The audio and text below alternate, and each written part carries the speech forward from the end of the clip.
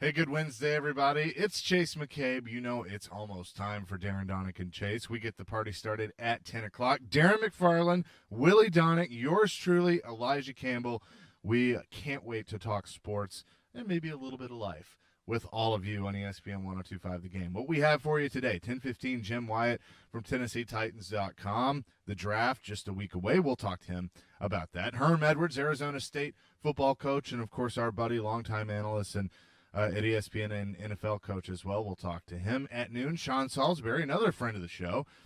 He's at Sports Talk 790 in Houston. We'll get the latest on what's happening with the Texans as they get ready for the draft. And then 1 o'clock, our weekly chat with Chris Mason, Predators analyst. He will join us then. You can interact with us on Twitter. You can watch on YouTube, Twitch, and Twitter, Facebook as well. We start at 10 o'clock on ESPN 1025 The Game and the Game Nashville app.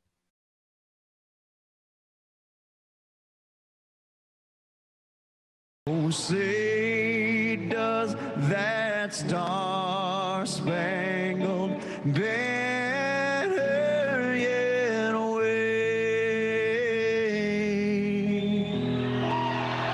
o'er the land of the free and the home of the brave. This is ESPN 1025 The Game. Nashville's best sports talk. Locally owned. Home of our Nashville Predators. WPRT FM Pegram. 97.5 Murfreesboro. WBUZ HD2 Laverne. Online at theGameNashville.com. We are ESPN 1025 The Game. Live from the Wholesale Link Studios, powered by RumbleOn.com. It's time for Darren, Daunic, and Chase. With hosts Darren McFarland, Willie Daunic, and Chase McCabe. On Nashville's best sports talk. ESPN 1025 The Game.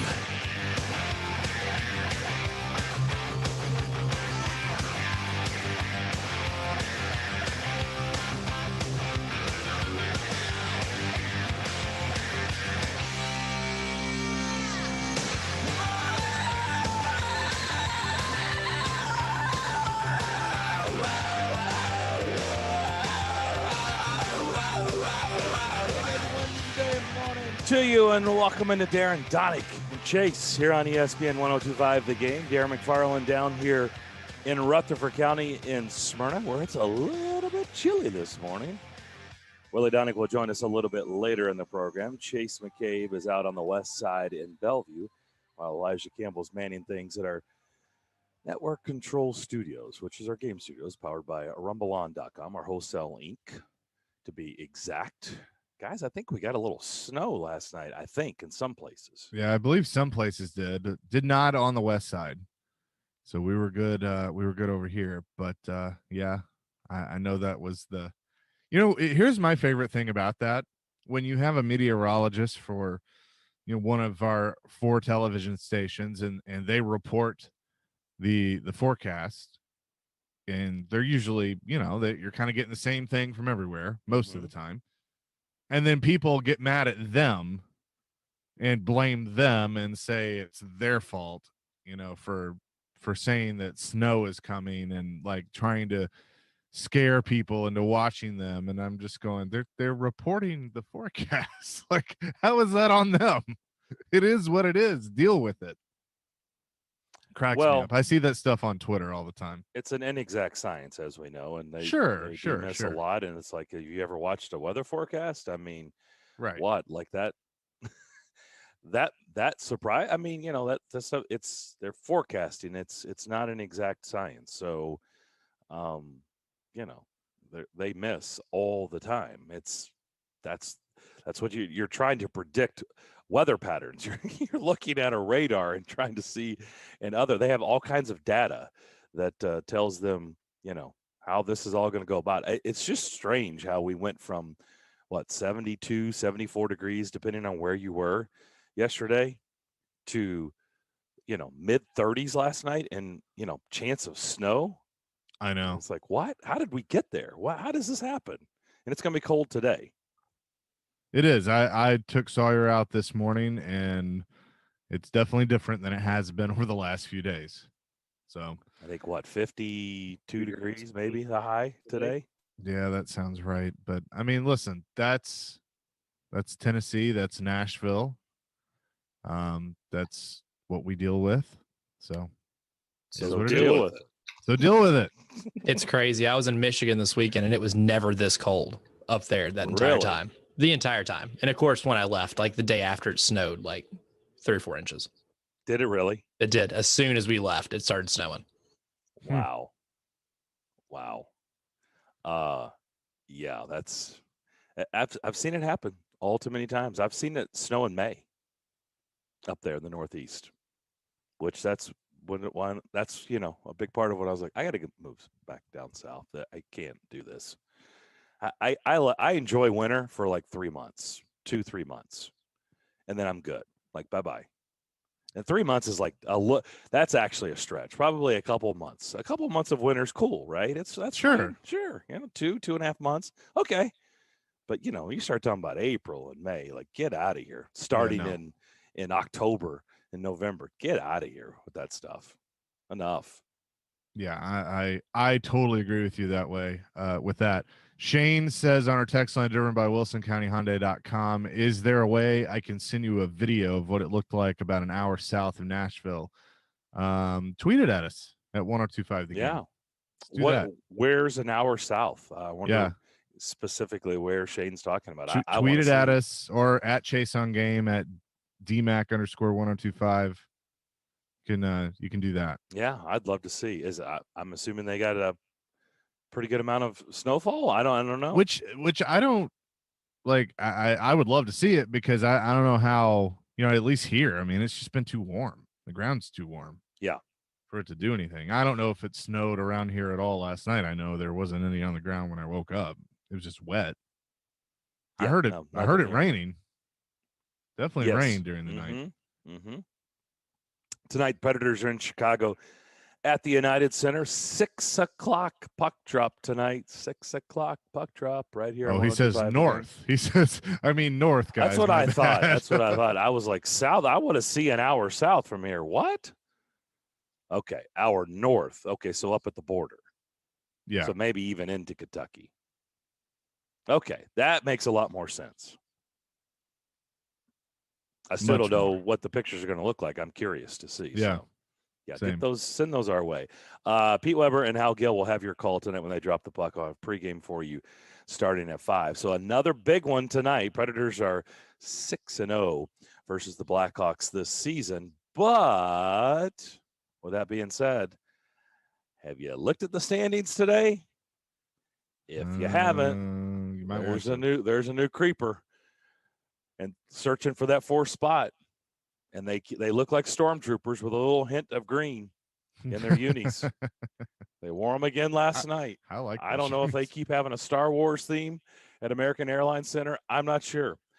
Here's the thing. I admitted it yesterday, and I admitted it Monday night at the game.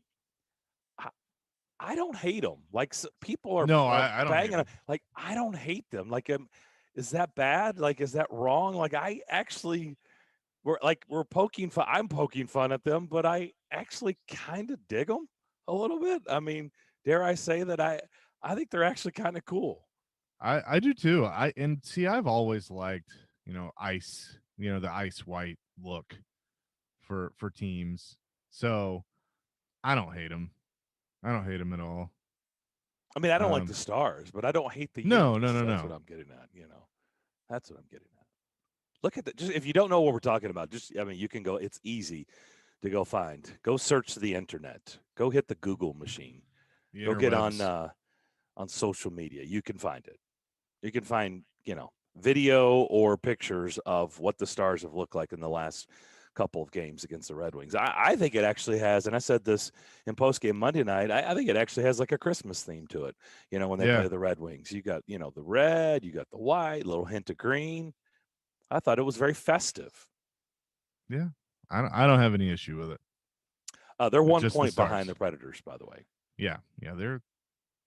They're creeping.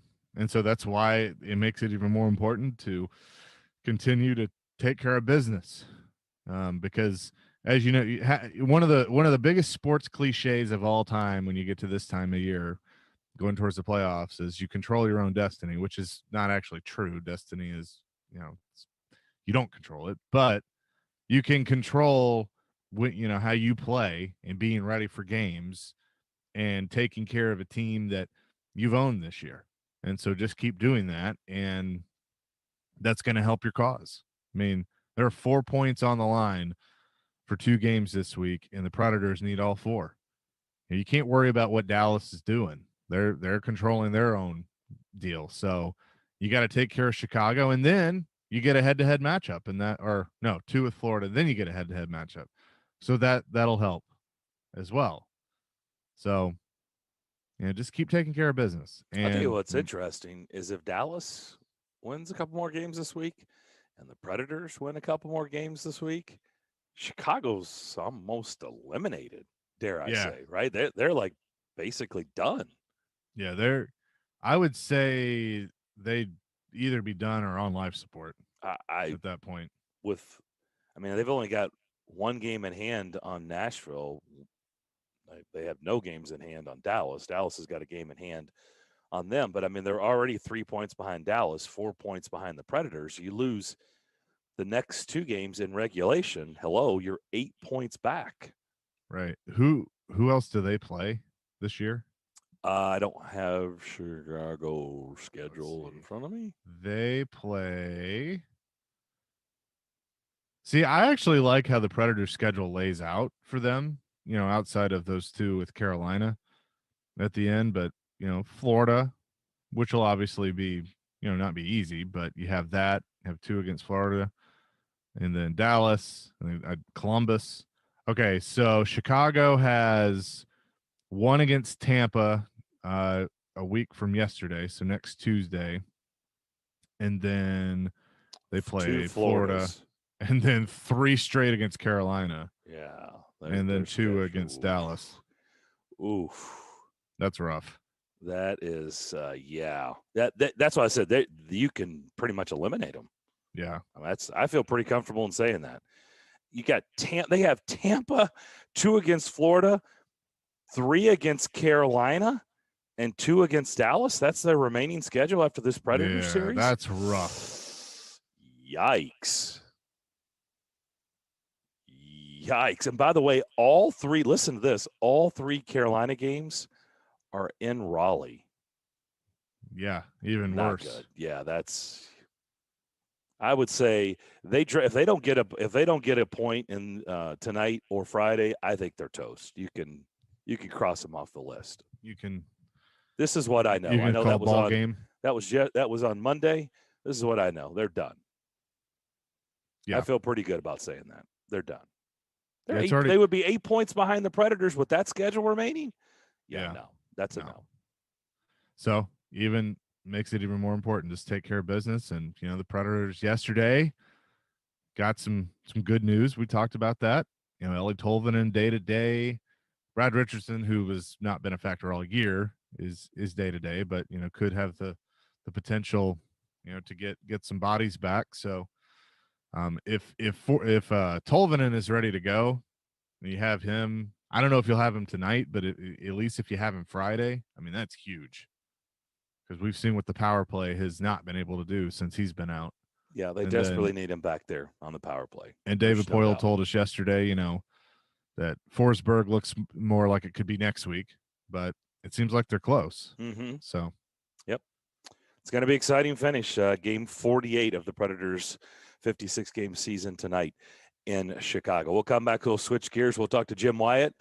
TennesseeTitans.com covers the Titans. Of course, tomorrow will be 1 week out from the NFL draft and inching so close to that 8 days away. We'll talk with Jim Wyatt on the other side. Darren, Daunic, and Chase, ESPN 102.5 The Game.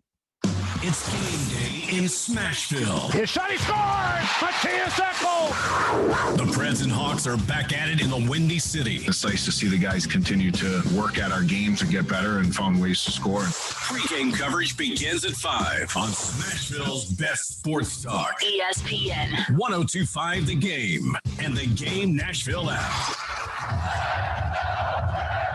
Pro Golf is coming to Nashville this May with the Simmons Bank Open. Text us the keyword golf to win a weekend pass for 4 to enjoy the event in style, including food and drink, plus a Predators gift pack, including polo shirt, balls, and umbrella. Text the keyword golf to 615-737-1025 and enter to win. Need some cash for that home improvement project? Hey, it's Willie Daunic. Loan Pronto can make it happen with their zero-cost refi program. Now listen, Loan Pronto is now here. It's changing forever how you'll get a home loan with lower rates, no lender fees, and an all-digital, no-hassle process. You can refinance your home mortgage now and get cash out of your home's equity. People getting checks for $20,000, $30,000, $40,000. Now that's a stimulus check. Hey, rates are still super low, and Loan Pronto's all-digital platform makes it easy. They can cover your closing costs. Call now. Get cash out now to fix up that home office or remodel your kitchen or even pay off credit cards. Loan Pronto's zero-cost cash-out refi. 615-499-5780. 499-5780, area code 615, or loanpronto.com. 499-5780. Equal housing lender, NMLS 166-1781. Subject to lender approval. Not available on all loans. Houston Clinic Orthopedics is conveniently located where you live and work. With over 10 locations in Nashville and surrounding communities, Houston physicians specialize in spine, joint replacement, knee, hip, upper extremity, as well as many other orthopedic conditions. At Houston Clinic Orthopedics, they are strictly adhering to all CDC guidelines for both their patients and staff safety. To experience world-class orthopedic care and to see a list of all Houston physicians and specialties, visit their website at tn.houston.com and book your appointment online today. The NFL Draft is coming. Tune in every Monday at 4, Wednesday at 8, and Thursday at noon as we get you set with Draft Outlooks, featuring exclusive insight on the prospects that will be selected in the upcoming draft. It's all brought to you by Apple Collision Centers and Farm Bureau Health Plans. Frontier is your one call for all things basementy, and that includes foundation repairs. Foundation problems can negatively affect your home's safety, appearance, and value, so repairing your foundation issue before it becomes a bigger problem is key. The longer you wait, the more expensive the fix. Settlement, sinking, wall cracks, and uneven floors are just a few signs of foundation issues. Call Frontier, the all things basementy company, for a free inspection at 615-285-5799 or online at thebuzzfrontier.com. The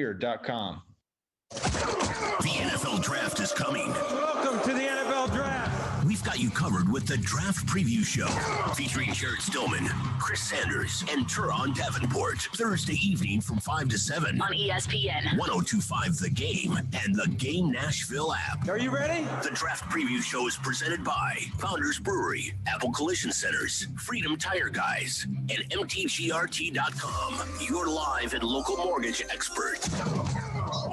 Hey, Nashville. This is Laura Rutledge from the SEC Network, and you're listening to Nashville's best sports talk, ESPN 102.5 The Game. And they say you don't tug on Superman's cape, you don't spit into the wind, you don't pull a mask off an old Lone Ranger, and you don't mess around with Jim. Back here on Darren, Daunic, and Chase on this Wednesday morning. Well done, Elijah.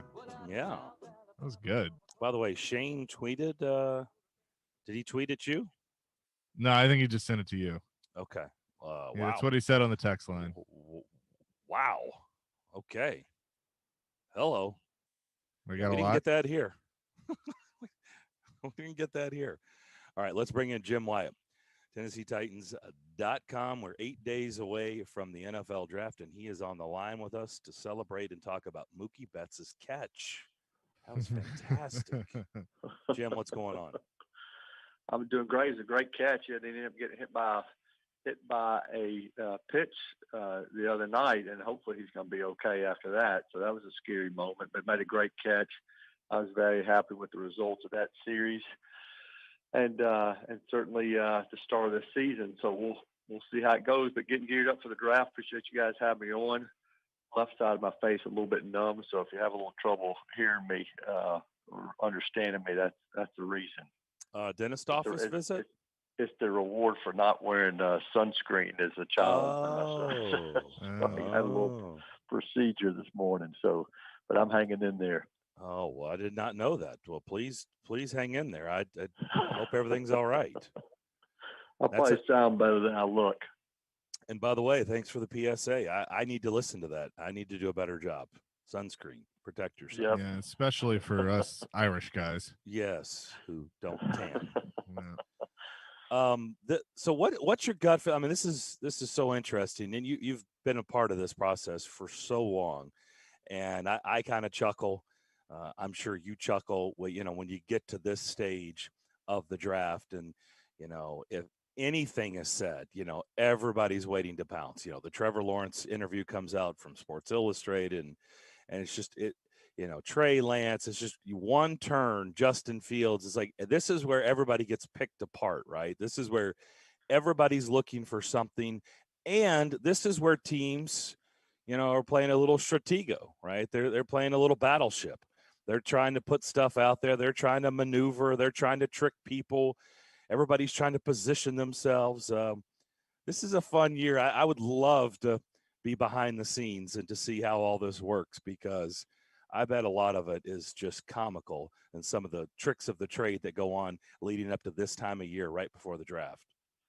Yeah, no doubt. I mean, there's so many smoke screens going out and getting teams to try to jump and trying to lead people astray, just so you can put yourself in a better spot. And, reality is, we're a little more than a week away, from the draft. And if you're picking 22, like the Titans, you ask the general manager who he's picking right now, and he can't even tell you, just because you just don't know what's going to happen. Picks 1 to 21. You hear so many people get asked what you think the Titans will do, or what you think the Raiders will do, or what you think the 49ers will do, or the Giants will do. And that the answer is the case, for all of them. And they've got certain players in mind that they like, but there's a scenario where you move up, you move back, you stick and pick, you have a group of players that you like. And if could pick one of those, if somebody falls to you. There's just so many unknowns leading up to the draft, and then there will be some curveballs. I mean, teams that have been kind of in love with the player for the last couple of weeks, and then they'll jump up and get that guy, and it'll just throw the whole, they'll throw all those mock drafts right in the trash. So it's just hard to say what's going to happen. I think the Titans are in a position, because of what's happening in free agency, where they could go in a number of different directions. But even then, it's just so hard to predict. Yeah, it's hard when you're in their position, right? When you're in the 20s, it's just a much different game than the game you're talking about. Teams up at the top are doing. They're positioning, they're maneuvering, they're smoke screening. It's like a poker game up at the top. Everybody's trying to trick everybody, or I'm going to take this person to see if somebody will jump up in front of them and pay a king's ransom. But when you're down in the 20s, I don't know really what the strategy is. I mean, you have your board, but a lot of things have to play out, right? I mean, you just kind of have to have your board, and as the players that you want at that spot, in this case 22, as they get picked in front of you, you cross them off the list, and then you start talking about the guys who are still on your list. Yeah, that's exactly right. And obviously you'd rather be in this spot than you would be, back when the Titans are picking first, or picking third, or picking eighth, or picking in the top 10. I mean, that's the result of a bad season. When you're picking into 20, obviously you won't be picking even later than this. Titans picking 29 last year, but picking 22, you're there for a reason. And now, as a result of that, you do have a lot of time to kind of sit back and see what happens and how things unfold in front of you. I mean, I look at the Titans, and I look at their needs, and I think receiver, obviously one of them, cornerback, one of them, tight end, one of them. This team still needs help at edge rusher, still needs some more help on the offensive line. I mean, there's so many different positions you could go, and then it just, what order you go in is kind of the mystery here. We got 4 picks in the top 100. You can certainly get some good players. I think a lot of those positions will be addressed in that top 100, but just which one goes first is really a lot hinges on what happens in front of you. What did you make of Jadeveon Clowney's comments? I know he's gone, and I know he's in Cleveland now, but I still, we haven't had a chance to talk to you since he spoke to the Cleveland media. And obviously a lot of his comments started circulating out there, and it gave created a discussion piece in this market just because a little bit, some of the stuff was head scratching considering what he was saying and, what he chose to do last offseason and how he chose to do it and coming in at the last minute. And he chose the Titans. So that's how it works when you're a free agent. Well, what did you make of what he said to the Cleveland media?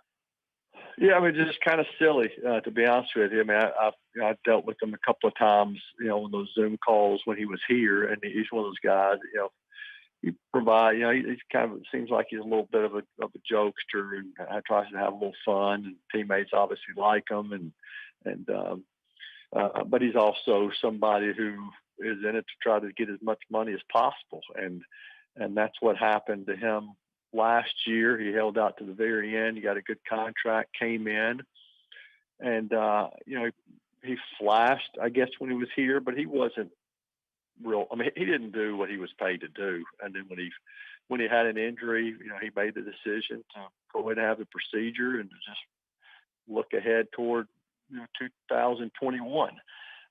So he wasn't a guy who really put himself in a position where he could be throwing shade at his former team, to be honest with you, talking about their win total in Cleveland is more than the win total in Tennessee, because part of the reason the win total in Tennessee wasn't better was because he didn't help. I mean, he played in 8 games, didn't have a sack. Again, he's got to do what's best for him, but he's opted to have the knee surgery where he could get help for this year, and he's joined the Browns team they're on the right track. But the team he joined last year was coming off an AFC Championship game appearance and was one win away from the Super Bowl and ended up losing to the defending champs. So, it just was silly, if you ask me, and it certainly made it for a good sound bite, and sure got a couple of chuckles. I heard that on the Zoom, but I'm sure people that were his teammates here, even as much as they probably enjoyed being a teammate of his for 8 games, they probably didn't appreciate it that much either. Yeah. How do you think the whole I brought this up yesterday, and I know, there's still plenty of time for this to all play out, but it is kind of an important position, as we've learned. It's when it's good, it's good. When it's not, it's an important position. Who's going to be kicking for this team? Who's the kicker? Jim, are you up for it? Are you trying out? They don't want me to kick. Yeah, it'd be pretty ugly. I tried to decide whether I'm going to go soccer style or just straight ahead, and figuring it out wouldn't be very pretty. I don't know. I mean, the last time, Mike Vrabel was asked about it, he said that they wanted to have some discussions with Stephen Gostkowski, and certainly just because he's not signed yet doesn't mean the door's closed. But I think they're going to evaluate some options. I mean, Tucker McCann is a young guy from Missouri who spent time on the practice squad, ended up getting hurt, but he still remains on the roster. And then there will be, I have a feeling they will, look at other options as well. I mean, Gostkowski made some big kicks and had a great game in Minnesota. He kicked some game winners, but then he was all over the place other times. So I think ideally you want a kicker that you can depend on and you can build on for years to come, instead of having the guy maybe be a stopgap guy or just do it for a year. I mean, you want to do what you did with Ryan Suckup, where you got a kicker here for a long time. That's what they did with Rob Baronis. That's what they had here for, with Joe Nedney and, Del Greco before, they're in the early times of this franchise. So that's the position you want to be in. And I think they're still trying to figure out whether or not that's something they can do this offseason. There's some good kickers out there that I'm sure they're evaluating and will bring in for the competition. But as of, April the 21st, there's really not an answer, because there's the only kicker on the roster is Tucker McCann right now. We're talking to Jim Wyatt of TennesseeTitans.com. And Jimmy, I enjoy the mailbag that you do on TennesseeTitans.com. I enjoy reading through that. Nice Spanish skills. this week. That's pretty good. That's that Spanish to English to Spanish translator. Google that. That's very helpful. I did take Spanish at Father Ryan under Mr. Hammond, so I can speak a little bit of Spanish, but I get a little help there, from the translator. Yeah, we all have to my cover there. Yeah, that's all right. We all have to use that. But one of the things that I guess is a theme with some Titans fans is they like the moves that were made in the offseason, but they still acknowledge the holes on this roster. But as we talk about the draft, I've kind of used the phrase that I feel like this is a draft that would be really hard to screw up just because how deep it is at a variety of different positions. We know this team needs to address wide receiver. They could probably get two, whether it's in the first, second, third, on down the line, could probably get two that could fill a lot of these needs. So do you feel that way too, that this draft can maybe ease the minds of some Titans fans once John Robinson is done making his selections? I believe right now he sits with 9. Yeah, I think it could, but you got to pick the right ones, and I think we've saw that last year. I mean, and that's the case across the league. I mean, you've got some good options, but you also some guys who you look at and some teams look at as can't miss players or players who can potentially come in and play early. Sometimes those guys don't pan out, or sometimes they get injured, or sometimes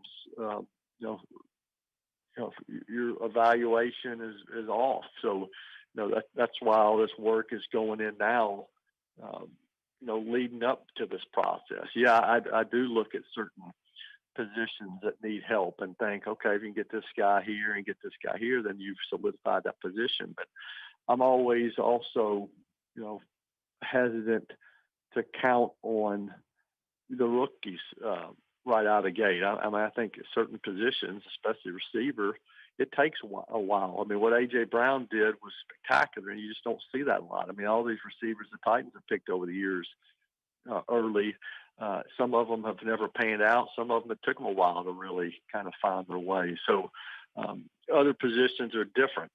But there's no question you can help yourself in this draft and you can improve your depth in this draft. But I still think no matter what happens, I think you're still going to see another wave of free agency right after the draft to fill certain spots that you didn't get. And I think that's kind of how this roster is going to come together. And then, some of these guys you pick, you're going to have to count on them to play. Yeah. And also, some guys that are here already. I mean, like at that position, at the receiver position alone, I mean, you got Cam Batson, who has been in the organization for a while. He's had his moments. Nick Westbrook-Akine, another one. So, what's kind of your thoughts on them being able to take the next step, that even though the position could be addressed in the draft, they're still here and want to make an impact as well? Yeah, I mean, there's no question. There's some guys that are going to be, given more opportunities this year that they haven't had. I mean, and you mentioned a couple of good ones there. Rashard Davis is another one who's had some time here, and Cody Hollister is another one, and Marcus Johnson's another one, and Chester Rogers, Mason Kinsey, a lot of guys who have kind of hung around, that potentially could rise up. They'll be in the mix. And then I look at I look at last year's draft class, and I'm not even talking about the first round pick, but guys like Christian Fulton and Darrington Evans, who really didn't help you much last year. That's like almost getting a whole new draft class in itself, because you're getting an extra year under those guys. The problem with all these rookies is just what we're dealing with in these off seasons now is different than what we've dealt in off seasons in the past. I mean, because of the OTAs and off season programs that are in person. I mean, you hear about the step from year 1 to year 2 being so big. All these guys we just mentioned, the young players at receiver and some of the draft picks from last year, they're not getting what players got in previous years to make that big jump from year 1 to year 2. And when they show up in training camp, and they're kind of under the gun. Yeah, you can make improvements in the off-season program virtually, and you can do things on your own, but it's different. So young guys that are being counted on now are being counted on without the same learning that they've been able to do and on-field growth that they've been able to have, and that makes it tough when you're counting on the young guys. Jim, I've brought this up with a couple of different people this week, so I look forward to getting your opinion. But we know Jayon Brown is back on a one-year deal coming off an injury. A fifth-round pick. He's had a chip on his shoulder trying to – and he's done a good job of proving that he is one heck of a player. Rashaan Evans, we'll see what happens with the fifth-year option, but, essentially right now you're thinking this is the last year of his deal. In your mind, with those two playing the same position, knowing that David Long is getting better and better, who has the most to prove and the biggest chip on their shoulder going into this season? Well, I think Rashaan Evans. I mean, I think I think we all know that Jayon's a special player, and that I feel pretty certain at this time last year, or this time next year, I should say, when this season ends, I feel pretty certain that Jayon's the guy that the team will try to keep long term, and I think Jayon signed a one-year deal to be back here, because I think he knows his team believes in him, and I think he knows he has a future here that could be past this year. With Rashaan, I think it's I think he does have something to prove. I thought he had a really good 2019 season. I was expecting him to take another step last year, and for one reason or another, it just really didn't happen. And now he does have a fifth-year option coming up. I personally, without talking to anybody, just kind of viewing it based on what I've seen of late, I think I'd be surprised if he got the fifth-year option. And so he's playing for his future moving forward. And, I think, obviously David Long, his growth curve continues to go up. But, again, Evans is a first-round pick. He's a guy that they've banked on being a big part of this team's future. And now he's in a year where he's got to kind of prove it, and I think he will. I mean, I think he's a good player. I think he's a tough player. I think he's smart. I think he's all about football, and I think he'll find his footing better this year and kind of prove it. As we wrap this up, we haven't had a chance to talk to you, Coach Eddie. What do you think about that? Eddie George at TSU taking over that program. I'm very happy about it. I mean, it's funny. I think back of Eddie. I've got a picture of my office with me and Eddie. I'm looking at it right now on the practice field. I think it's probably during the 1999 season. I've got my Dodger hat on. I got Eddie's we're kind of walking side by side. I remember what that conversation was about, but I'm not going to share it. But I look at Eddie then as a young guy, and just him just still kind of starting to find his way in Nashville, and then just to see everything that's kind of happened to him since. How he's become such, he turned into a great pro. He's turned into such a great ambassador for this organization, for the city. He's done so many good things in his life, and been so involved in so many ways. And now for him to get a chance to coach TSU and to make a difference in the lives of so many young men, and for a university here that, certainly has produced some really good teams and some good players and has a lot of pride. I'm really happy that he's decided to go down that road, and hope he does well. I mean, I was surprised. I'd be lying if I said I wasn't surprised, just because, and the reason is just because he's involved in so many things. I just know what a commitment that's going to be, and he's going to have to invest everything he has in that job, from a recruiting standpoint, to a fundraising standpoint, to a coaching standpoint, to a mentoring standpoint. So, but if there's anybody that can do it, if there's anybody that's great to learn from, it's him. So I'm happy for him. I got to talk to him a little bit last week and was telling him how proud I was of him. And he's just such a good guy, as you all know, and probably one of my favorite guys that's ever come rolling through there. And there've been some great players and great guys that have come through, but Eddie's kind of special in a lot of ways, and I hope he does well. 25 years ago yesterday, he was drafted by this organization. So wow. Crazy. Wow. Really he still is. looks really the same. Is. So yeah, he looks great. Yeah, he looks tremendous. And so I hope he does well. I mean, I know I remember my dad took me to see TSU play, several times back, back when Coach Merritt was a coach. And, obviously I'm a Vanderbilt fan, but I'm also a Nashvilleian who kind of supports local teams, and I'll definitely be pulling for TSU now and watching them closer since Eddie's got the job. Thanks for the visit as always. Hope everything's all right on your end in your recovery, and we'll talk to you down the road. Okay, hope you guys have a great week. Thank you. All right, you too. That is Jim White, covers the Titans, TennesseeTitans.com. Has been doing it for a long time. We'll come back. Willie will get in the mix. We'll come back and close out the first hour of Darren, Daunic, and Chase next. It's the 1K payday. Oh, my gosh. Tune in every weekday for your keyword at 9 a.m., 12 p.m., and 3 p.m. for your chance to win $1,000 cash. This is awesome, man. Listen to you guys. Love you guys. Then simply head to theGameNashville.com to enter the keyword. It's the 1K payday On ESPN 1025 The Game and the Game Nashville app. From the Fox 17 News Code Red Weather Center. I'm Fox 17 News Code Red meteorologist Dan Guthrie. Cloudy skies will gradually become sunnier today, but highs will only reach the upper 40s and lower 50s with breezy conditions continuing. This weather report brought to you by Hiller Plumbing, Heating, Cooling, and Electrical. Call the Happy Face truck today. One day a duck went into a pharmacy and asked for a tube of chapstick. Pharmacist said, "That's $1.25, to which the duck replied, "Why don't you just put it on my bill?"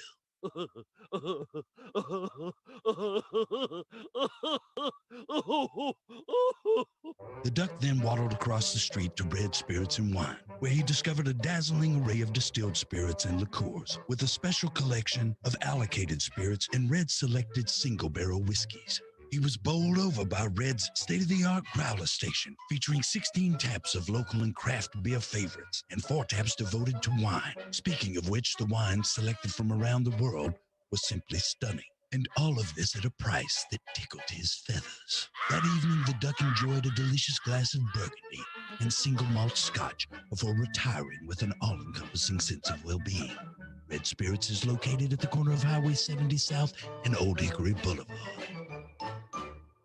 If you have a VA loan, you need to discover my new friends at Loan Pronto. Loan Pronto is changing everything about home loans here. Hey, it's Willie Daunic. Veterans who refinance their VA loan with Loan Pronto are shocked at how great the rates are and how much equity they have in their homes. Did you know that with a VA loan, you can take out as much as 90% of your home's value? That means you can get $40,000, $50,000, $60,000 cash out. Use that money to pay off credit cards, consolidate other loans, or start that home improvement project. Or even if you don't need cash out, you should call Loan Pronto and ask about their VA streamlined loans that require no income documentation, no appraisal, and no cash due at closing. And yes, you can still get VA loans in the twos. Call Loan Pronto now. 615-499-5780. 615-499-5780. LoanPronto.com. 499-5780. Equal housing lender, NMLS 166-1781. Subject to lender approval, not available on all loans. Hey, it's Teron Davenport. You ever had to sit and wait for 2 hours or longer to get new tires put on your car? Well, you don't have to do that anymore. Call my friends at Freedom Tire Guys. They're Nashville's premier mobile tire company that does it all. New tires, balance, rotation, everything. And they come to you. Your work, your job, your house, you name the spot. Head online to freedomtireguys.com, fill out their tire calculator, pick your new tires, and schedule your service date. It's that easy. If you don't see something you like, give them a call and they'll find it for you. Check them out today at freedomtireguys.com. If your family depends on your income and something happened to you, what would happen to them? You need life insurance, and SelectQuote can help you get it at a price you can afford. SelectQuote found Jacob, 40, who's in excellent health, a 10-year, $500,000 policy for only $19 a month. Not in perfect health? Don't worry. SelectQuote found Tanya, 40, who has type 2 diabetes, a 10-year, $500,000 policy for only $32 a month. We shop companies like Protective, Prudential, American General, and others to find you the company with the best rates. Give your family the security they need at a price you can afford. For your free quote, call 1-800-885-5959. That's 1-800-885-5959. Or go to SelectQuote.com. That's 1-800-885-5959. SelectQuote. We shop, you save. Get full details on the example policies at selectquote.com/commercials. Your premium could vary depending on your health, issuing company, and other factors. Not available in all states. Jared Stillman. I wonder if second round might be where they address the starting tight end position. And company. I think he's someone that gives you that ability to not be so predictable. Tune in Stillman and Company for your drive home. Weekday afternoons from 2 to 6 on Nashville's best sports talk. ESPN. 1025 The Game and the Game Nashville app. If you've missed any of today's show, just search Darren, Daunic, and Chase on Apple, Spotify, or on your favorite podcast platform. Keep listening to the show because, I'm going to give you a keyword to text in for your chance to win that T-Mobile hockey homegate giveaway. If I can say it. Hockey homegate. Oh, hockey. Holy cow, hockey homegate. You got a giveaway for a hockey homegate? A Dos Equis prize pack, including a case of beer. Holy crap, that just happened. Dessert from Nothing Bundt Cakes, T-Mobile prize pack.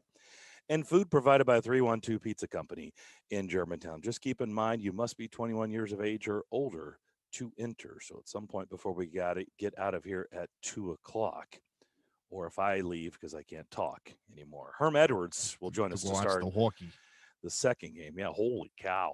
Hockey homegate. Against the Hawks. Against the Hawks. Is that supposed to be Boston? Like Hal Gill, I don't know what cringing was right happening. now if he heard you. I know. I have no idea. He would slap me if he heard that. If that was Swaks. pretending to be someone from that area. I wasn't pretending to do anything. I just totally botched it, and then needs some work. Yeah, I don't even know what that was. Keep working on that. He needs something. I need something. All right, we had Dan Shanka on. The energy from Dan is awesome, talking about the draft. And I was looking at his draft guide, and he actually they play out every pick for every team, which I think is crazy, right? But that's what they do.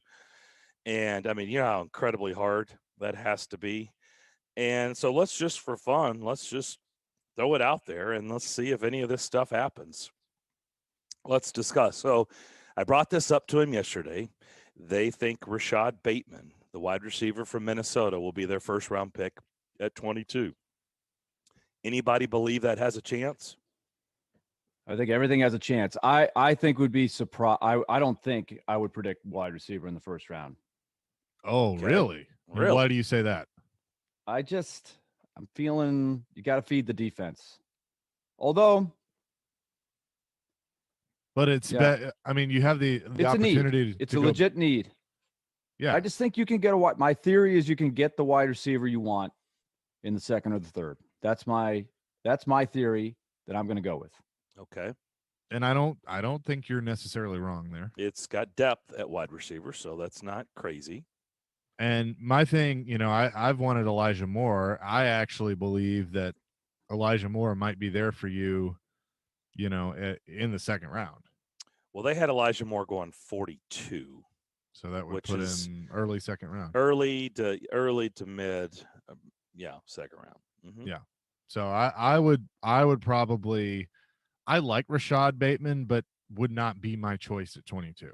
Okay. I think I'm with Willie there that just going on the premise of best player available for something that I need, I would probably be looking at corner around there because I think some of those corners would be that'd be right where they'd be hovering around. They don't have a corner going until the 100th pick. They have the 100th pick in the draft. So let's go second In round. the entire thing, not even early in the first. Nope. Wow. No, I'm saying for the Titans. The Titans. Oh, okay. I'm talking about the Titans pick. I was like, wait, what? Yeah, no. Davion Nixon, defensive tackle from Iowa, with their 53rd pick, which is their second round pick.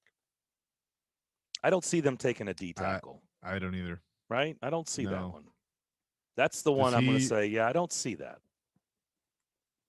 You never Yeah. know. You never know. But I think that is certainly not a position of need. Right. No. I would agree. That's why I'm saying I'm going to say no, because I think when you think about positions of need with a second round pick, I just think right now defensive tackle is down the list, right? It's not something He would they're just have to addressing be in the so much second better round. than anybody on their board. Right. They Unless gotta he's a love it. Jeffrey Simmons type, Yeah. right? And they're planning on doing what the Rams did a couple years ago when they went to the Super Bowl and having Sue and Donald, kind of that look, okay, fine. I get it.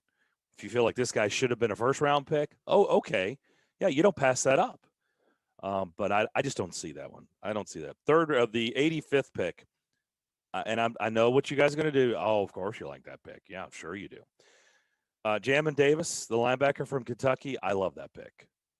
At 85? I don't hate that pick. I'm not going to give you a hard time for that. At 85. And Inside or outside? He's inside. Okay.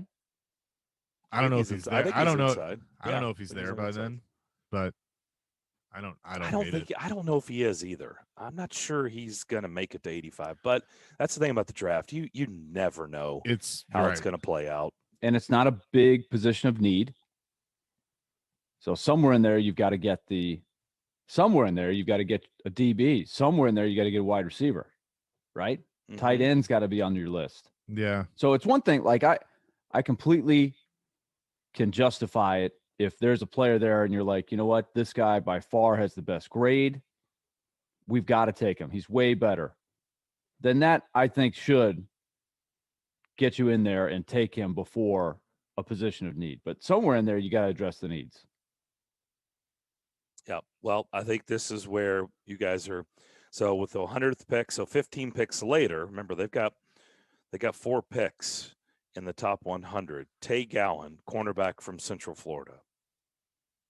I don't know anything about him. Yeah, and I understand that, but I mean that's where they've got the first corner going for the Titans, or a corner going for the Titans, and I feel like that we all think that if that position will probably get addressed earlier than that, don't we think?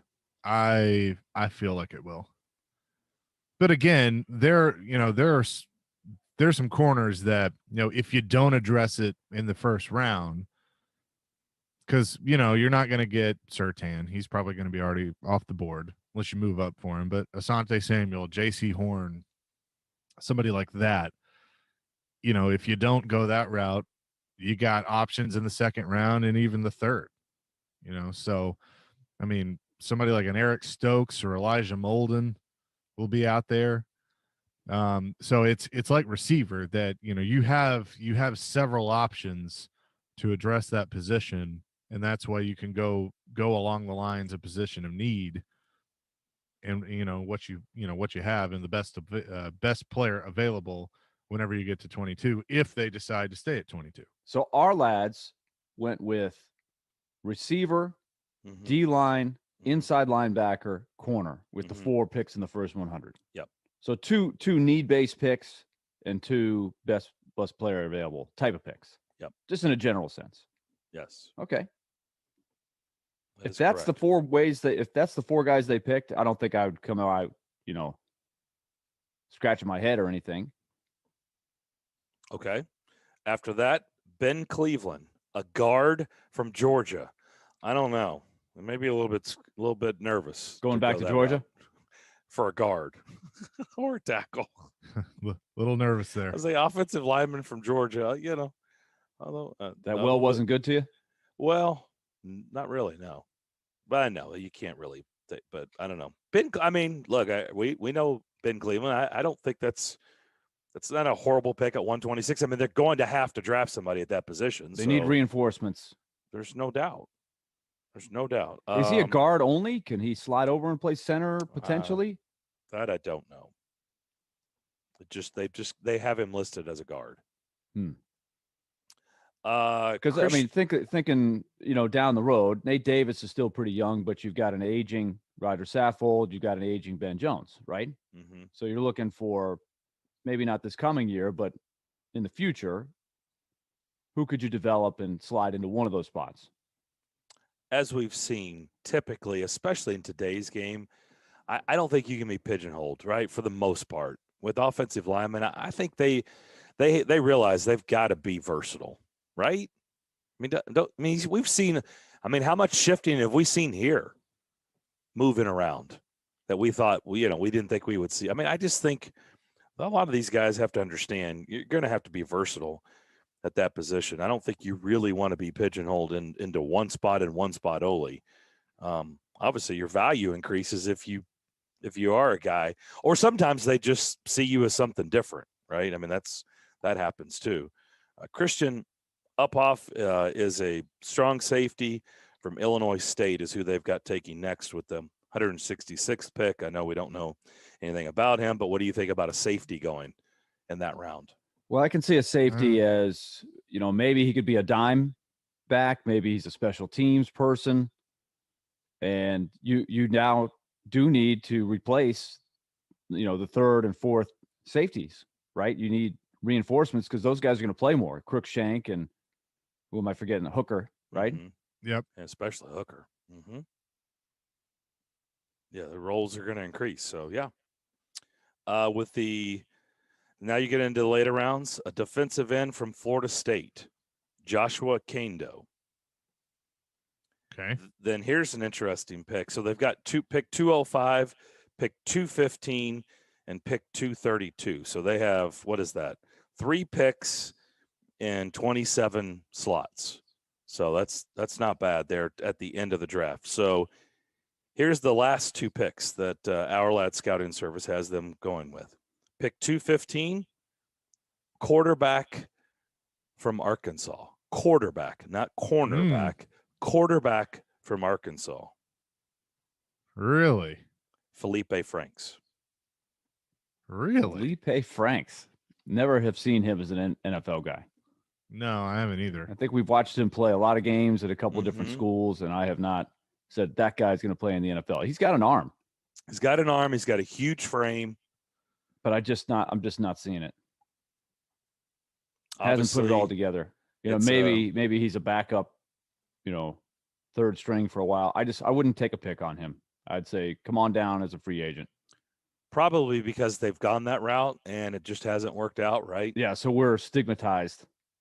Right. And I mean, you're kind of like, ooh, that hasn't worked very well, the late round. Well, not even pick. like not worked out. Like they don't even make it out of camp. It's like they're here for like 2 weeks and they're cut. It's like, okay, that hasn't worked out. And finally, the last pick is Mark Webb, a cornerback from Georgia. Okay. So that's who Our Lads has projected the Titans to take. So a wide receiver, a defensive tackle, inside linebacker, a corner, a guard, a safety, a D end, a quarterback, and a cornerback. So the only position repeated was a cornerback. So 2 cornerbacks. Do you think this is a good question? By the way, no tight end. Tight end. Okay. Yeah, that's the one. I just think they're. I was just going to ask if draft there's a tight end. checklist that you as a team, you're like, we really need these positions. We've got to have these positions. I wonder if they do that, or they say, you know what, we can't pigeonhole ourselves and pass up on a really good player that we like because we just need X guy at X spot. But I see what you're saying, Darren. I think that would be the reaction of everybody if they didn't pick a tight end at all. You would have to say, well, what now? Who's going to play tight end? Who's out there? You go back to I guess there's still probably a lot of free agents sitting out there waiting for the draft. And then after the draft, they'll say, okay, now that teams have drafted what they wanted, some didn't get what they wanted, my phone's going to ring. There's probably that group of people, but it's probably not that attractive of a group. It is not. Without even looking at it, it's really not. Yeah. I mean, you're down to the bottom of the barrel. It's funny while we're sitting here talking about this, I'm letting the Draft Network run a draft simulation for the Titans. So I'll let you know. Oh, really? Let you know what they come up with. How long does that take? Well, I just got to pick 126. So at 22, we went with Terrace Marshall, wide receiver out of LSU. Now, are they doing this? Well, they're doing it. I'm picking for the Titans. Oh, you're picking for the Titans. So I'm basically going through and best available for position of need is what I'm going with. So through 4 picks, I have Terrace Marshall that I took at 22. 53, I went Elijah Molden, the cornerback out of Washington. At 85, Carlos Basham, edge out of Wake Forest. And then with pick 100, Chaz Surratt, linebacker from North Carolina. And now pick 126. Okay. We'll see what happens here. We will I come think back. there should be a contest, like a bracket contest, that you take all of the mock drafts that you find Like maybe just compile let's just see if we can find 15 and see how many get any of the picks right. And who gets the most? Oh, and what is the most? Would it be if they pick 7 or 8 guys, would anybody get as many as 3, right? Yeah.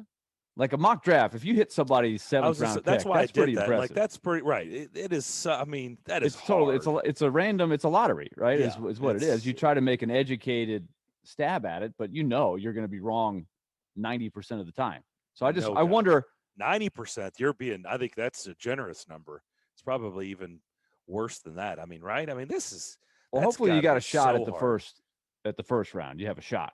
Now, if you're doing it in advance of the entire draft, as opposed to watching the picks happen and then making the prediction for each team as they pick, that's a little different. But I'd love to see a mock draft in advance. Let's just take our lads. It's not to embarrass anybody. We know going in that's not the purpose necessarily, is to be right. It's just to educate us on who's out there, what are the grades, etc. But it'd be funny to see who actually gets the highest percentage of picks right in a full mock draft. Like we had the guy on from CBS. He was hysterical, right? He goes, my life is tied up in these things. He says, I've got a 7-round mock draft coming out. He made fun of himself, but it was great insight into how that works. We'll come back. Herm Edwards to start the second hour. That's next. Thursday, April 29th. The NFL Draft finally arrives, and we've got you covered with the best draft coverage for the Two-Tone Blue. Draft night in Nashville begins at 6 p.m. on ESPN 102.5 The Game, featuring Jared Stillman, Chris Sanders, Duron Davenport, and Mark Howard, live from Third at Home in Germantown. Draft night in Nashville is presented by Founders Brewery, Apple Collision Centers, Freedom Tire Guys, and MTGRT.com, your live and local mortgage experts. This hour of Darren, Daunic, and Chase brought to you by Train. Get a great deal this spring on a new Train heating and cooling system. At Train, they test so it runs. Visit traininfo.com to find your local dealer and learn more. It's hard to stop a train. electronicexpress.com. We make it happen. Pro Golf is back in Nashville. Mark your calendar for the Simmons Bank Open May 6th through the 9th. You can see the next wave of PGA Tour stars, plus there'll be fun music events and amazing food. Be a volunteer and get a behind-the-scenes look at the daily operation of a PGA Tour event. To volunteer or to purchase tickets, go to SimmonsBankOpen.com. All military veterans, first responders, and healthcare workers will be admitted free. The Simmons Bank Open helps raise funds for the Snedeker Foundation. Go to SimmonsBankOpen.com for tickets and event information. Homeowners, if your mortgage rate starts with a 3, you can save a ton of money with Loan Pronto's zero-cost refi. Hey, it's Willie Daunic. You got to check out Loan Pronto. LoanPronto.com. It's all new here with an all-digital platform. They make home mortgage refinancing fast and easy with super low rates and 0 closing costs. You can end up with a lower house payment with no cash out of your pocket. It's incredible. Loan Pronto makes it easy. They can close in 3 to 4 weeks with no paperwork and no big bank hassle. Loan Pronto can cover all your closing costs. No points, no attorney fees. In fact, most Loan Pronto refis don't even require an appraisal. So call now and ask about the Loan Pronto zero-cost refi. 615-499-5780. Do it now and even skip your next 2 house payments. Call Loan Pronto. 615-499-5780 or loanpronto.com. Equal housing lender. NMLS 1661781. Subject to lender approval. No cash refi not available on all loans. Tired of overpaying for out-of-date office phones? True mobility is crucial in today's work environment. Take your office phone to your house, connect to the internet, or through mobile apps, and stay connected to employees and customers seamlessly. Get auto attendant, video calls, voicemail, music on hold. An IP phone system from TechCore makes communication possible anytime, anywhere. Stop wasting time and money. Contact Jamie Wolf at TechCore today at techcore1.com. or call 615-410-4550. That's 615-410-4550.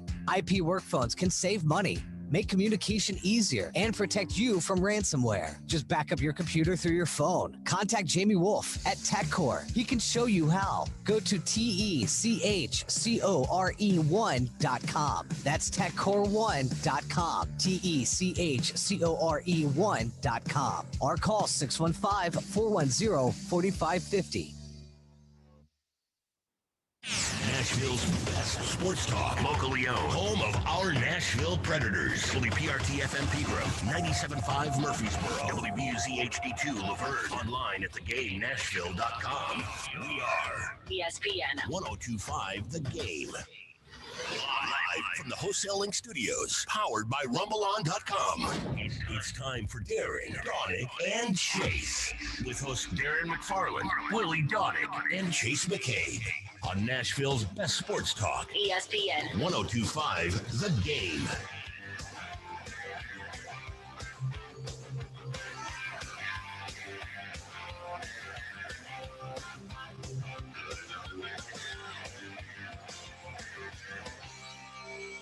Second hour, Darren, Daunic, and Chase here on ESPN 102.5 The Game on this cold Wednesday morning here in Middle Tennessee. Darren McFarland, Willie Daunic, and Chase McCabe with you. If we knew our next guest was in town, we'd probably do the show from Jimmy Kelly's Steakhouse. We would have a great conversation with Coach Herm Edwards, and then we would probably break bread and have a big steak after the show. And indeed, he joins us right now. Arizona State head coach Herm Edwards is indeed on the line with us, and we always appreciate his time. Good morning, Coach. How you doing? Good morning. You mentioned one of my favorite restaurants. That sounds like a good proposition. I'll have to work my way back down there. We had a lot of fun that night for sure. Yes, we did. Yes, we did. You've never been afraid you've never shied away from tough topics. I know during shutdown you were nice enough to come on and discuss some of those tough topics with us, and we had a great conversation with you. Yesterday's verdict in Minneapolis, I'm sure you've had those, I know you have because you've told us, those type of discussions with your players through some of these tough times in our country, trying to figure things out and make things better. What did yesterday mean to you and some kids on your roster? Well, I think just people in America, period, I think our system of justice worked yesterday. And if you think about Lady Justice, she's blindfolded. It's objective, the truth, impartial. This is why she's blindfolded. She doesn't see race, religion. She doesn't see any of that. That's why she's blindfolded. And you'd hope in a court of law that when the facts are presented to all those that have to go about and come back with a verdict, that the system works. Well, at times for certain people in America, it hasn't worked. It hasn't always been fair. And I think yesterday you got to feel like as an American that the system worked. And I discussed this with my daughters, and I told them, I said, the sad thing about this whole situation, it was over $20. It was over $20. Yeah. When you boil it all down, and if all the parties involved when this first happened would have had some sense of calmness, so nothing would have escalated to this, we wouldn't be talking about this right now. It was $20. You understand what I'm telling you? $20. Just think about that. And this is why I've always said, when we get emotional, anything we do in life, bad things happen. And if people would have just stepped in with some calmness, with some reasoning to say, let's calm this situation down and let's have a conversation and let's don't escalate it. And no one was able to do that. That's baffling to me. Mm-hmm. It's just baffling.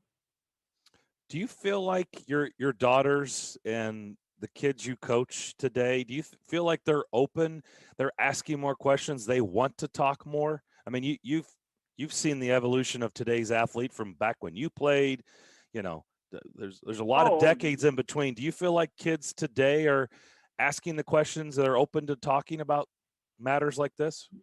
Yeah, no doubt about that, because of the world we live in now. We're all connected now, whether we like it or not. And I think it's a good thing. I think if you look back at all the protests that were happening in America, it was young people. Mm-hmm. It was young people of all different walks of life. When I watched it on television, I was like, whoa. I said, this is different. This is different than the 60s when I grew up. Yeah. Entirely different.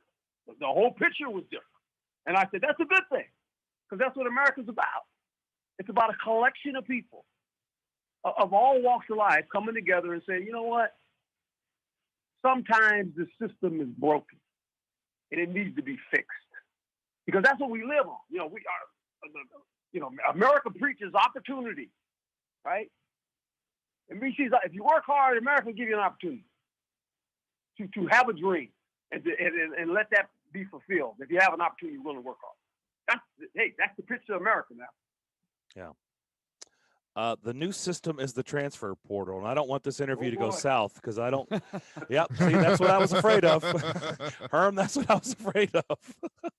You talk to your colleagues in the business.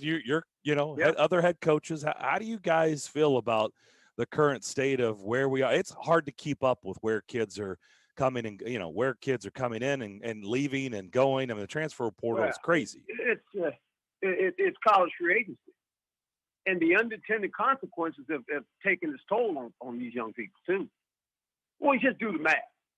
Let's say there's 4,000 kids that let's say 3,000 student athletes put their name in the portal. But there's only 200 scholarships available. Well, then where do they go? There's kids that put their names in the portal that are still sitting there. They have nowhere to go. Because here's the problem. You don't have extra scholarships. You get 25. In football, that's what you get. Okay, so you're done for the most part. Now, we generally play in the free agent game, whether it's grad transfers, whether it's whatever it may be. The portal came about, but when we first got here, the plan was when I talked to our coach, I said, look, we always got to have 2 or 3 scholarships available. I said, look, something's gonna happen. You're always gonna get a grad transfer. Lo and behold, this portal thing opens up, right? But understand this.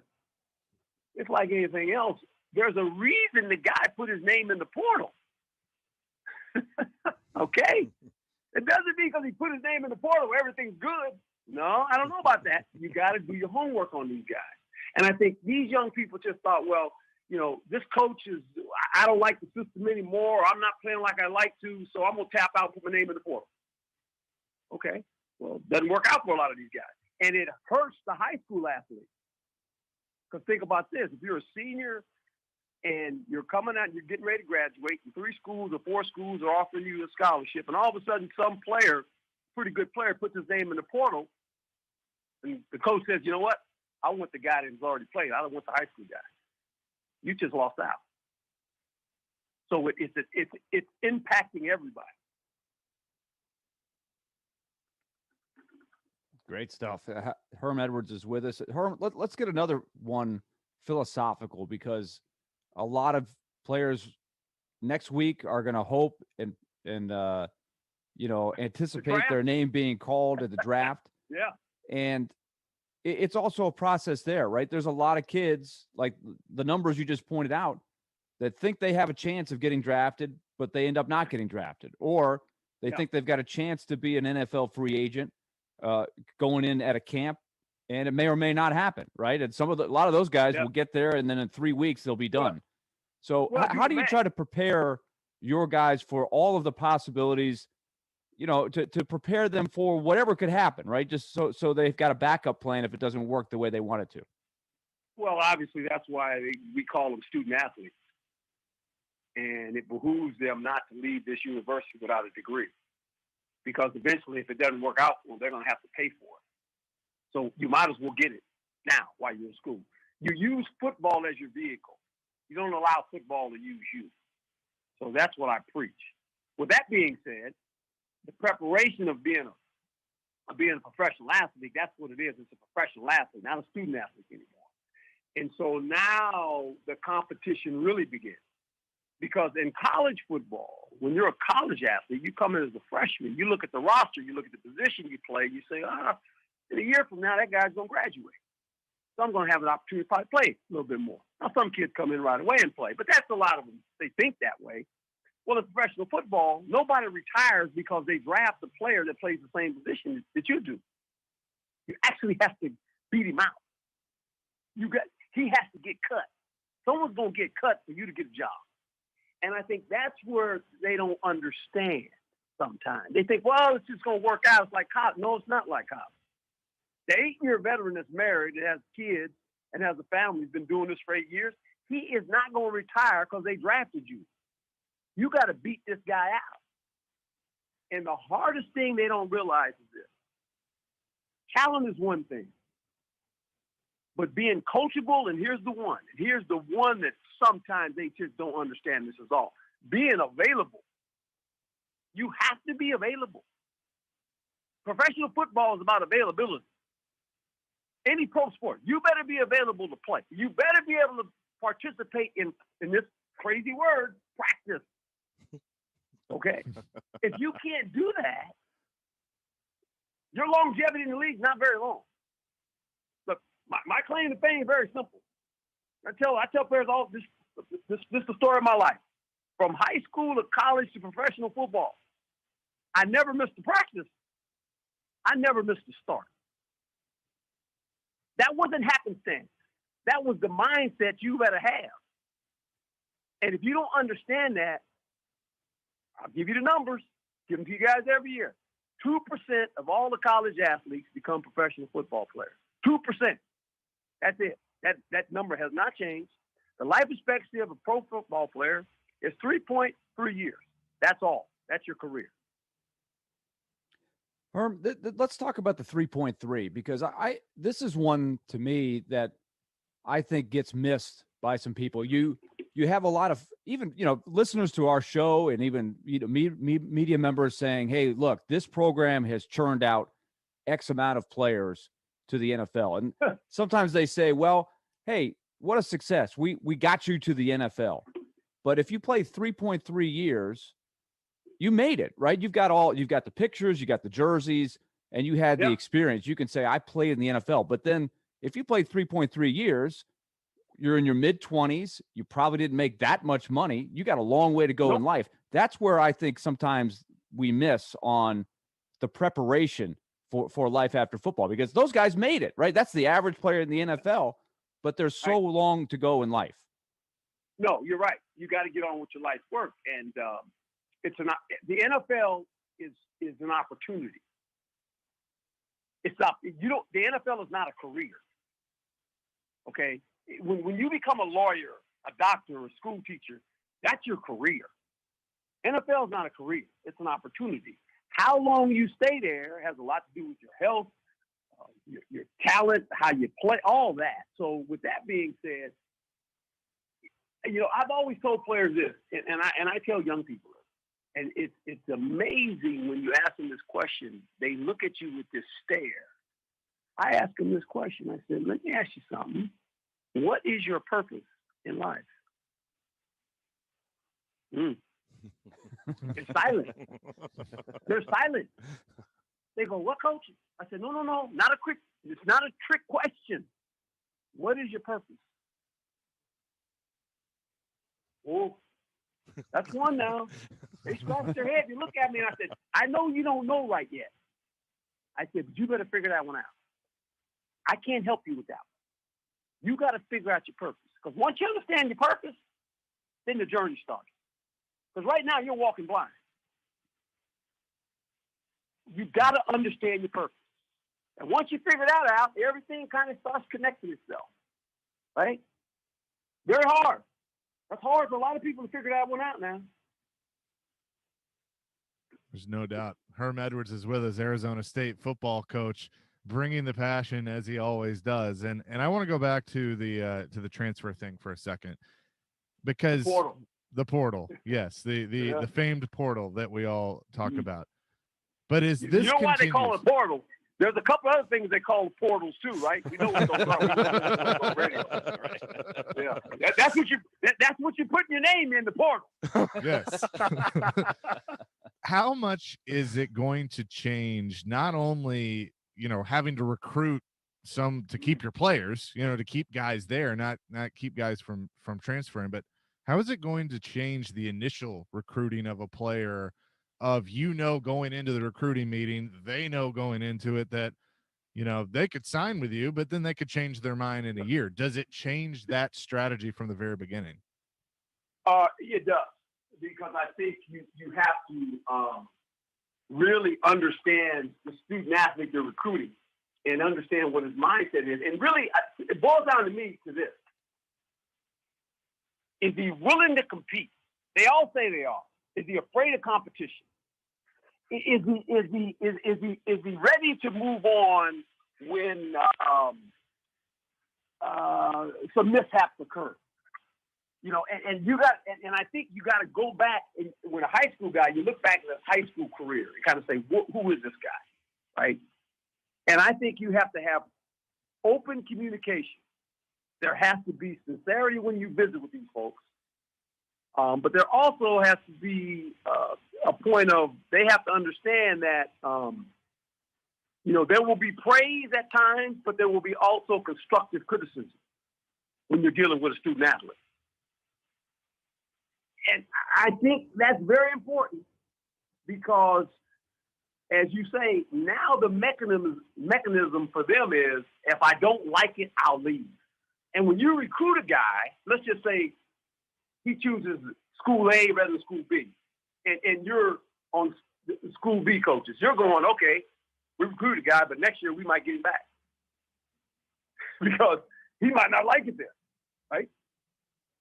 But there's a little bit of flaws in that now, okay? Because if you get kids that you're recruiting, a little bit, like you see some of these kids now, well, look at it now. It's already started in high school. You recruit kids, sometimes they've already been 3 high schools. Well, what does that tell you about the guy? Why did he move to all these high schools?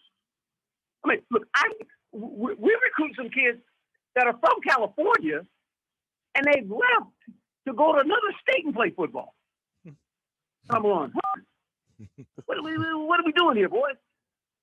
So it's already started, guys. I mean, you got to know it. You got to know who the kids you're recruiting. You got to know the parents that are involved in this. How big are they involved in this recruiting thing, right? Especially, the position I'm getting ready to say, quarterback. Right. If that kid's in a system where he's not throwing 40 or 50 passes, he won't be there long. They'll move him somewhere else. He'll go to another high school. I see it all the time. It's like, really? It's like, okay. That's part of the deal. So Eddie George was named the head coach at TSU for his first first stint in coaching. You had to coach against him when he was a player and had to try and plan to stop that. What's something, and you went through this. I mean, you were a coach. He's never coached before, but you went through this when you came off TV and went to Arizona State. What's something that he probably doesn't know that he needs to know as he starts this journey as a head coach? Well, it's funny you say Eddie George because I talked to Eddie George yesterday. Oh, wow. Very, very cool.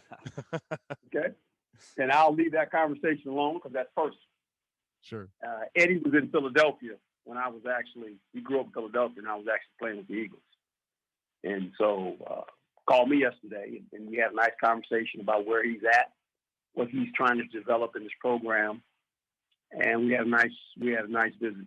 And so he has me dialed in anytime he needs anything from me. I will be there for him. But I think the biggest thing is you have to be who you are. You can't be somebody else, right? I mean, because when you first take over anywhere and anything you do in life, whether it's coaching, whatever, you have to have credibility. You have to have a strong relationship with the people that you serve. And I told him, and he knows this, Eddie knows this, because look, when you become that guy, they don't serve you, you actually serve them. You are an information gatherer and you are a knowledge provider. That's what you do.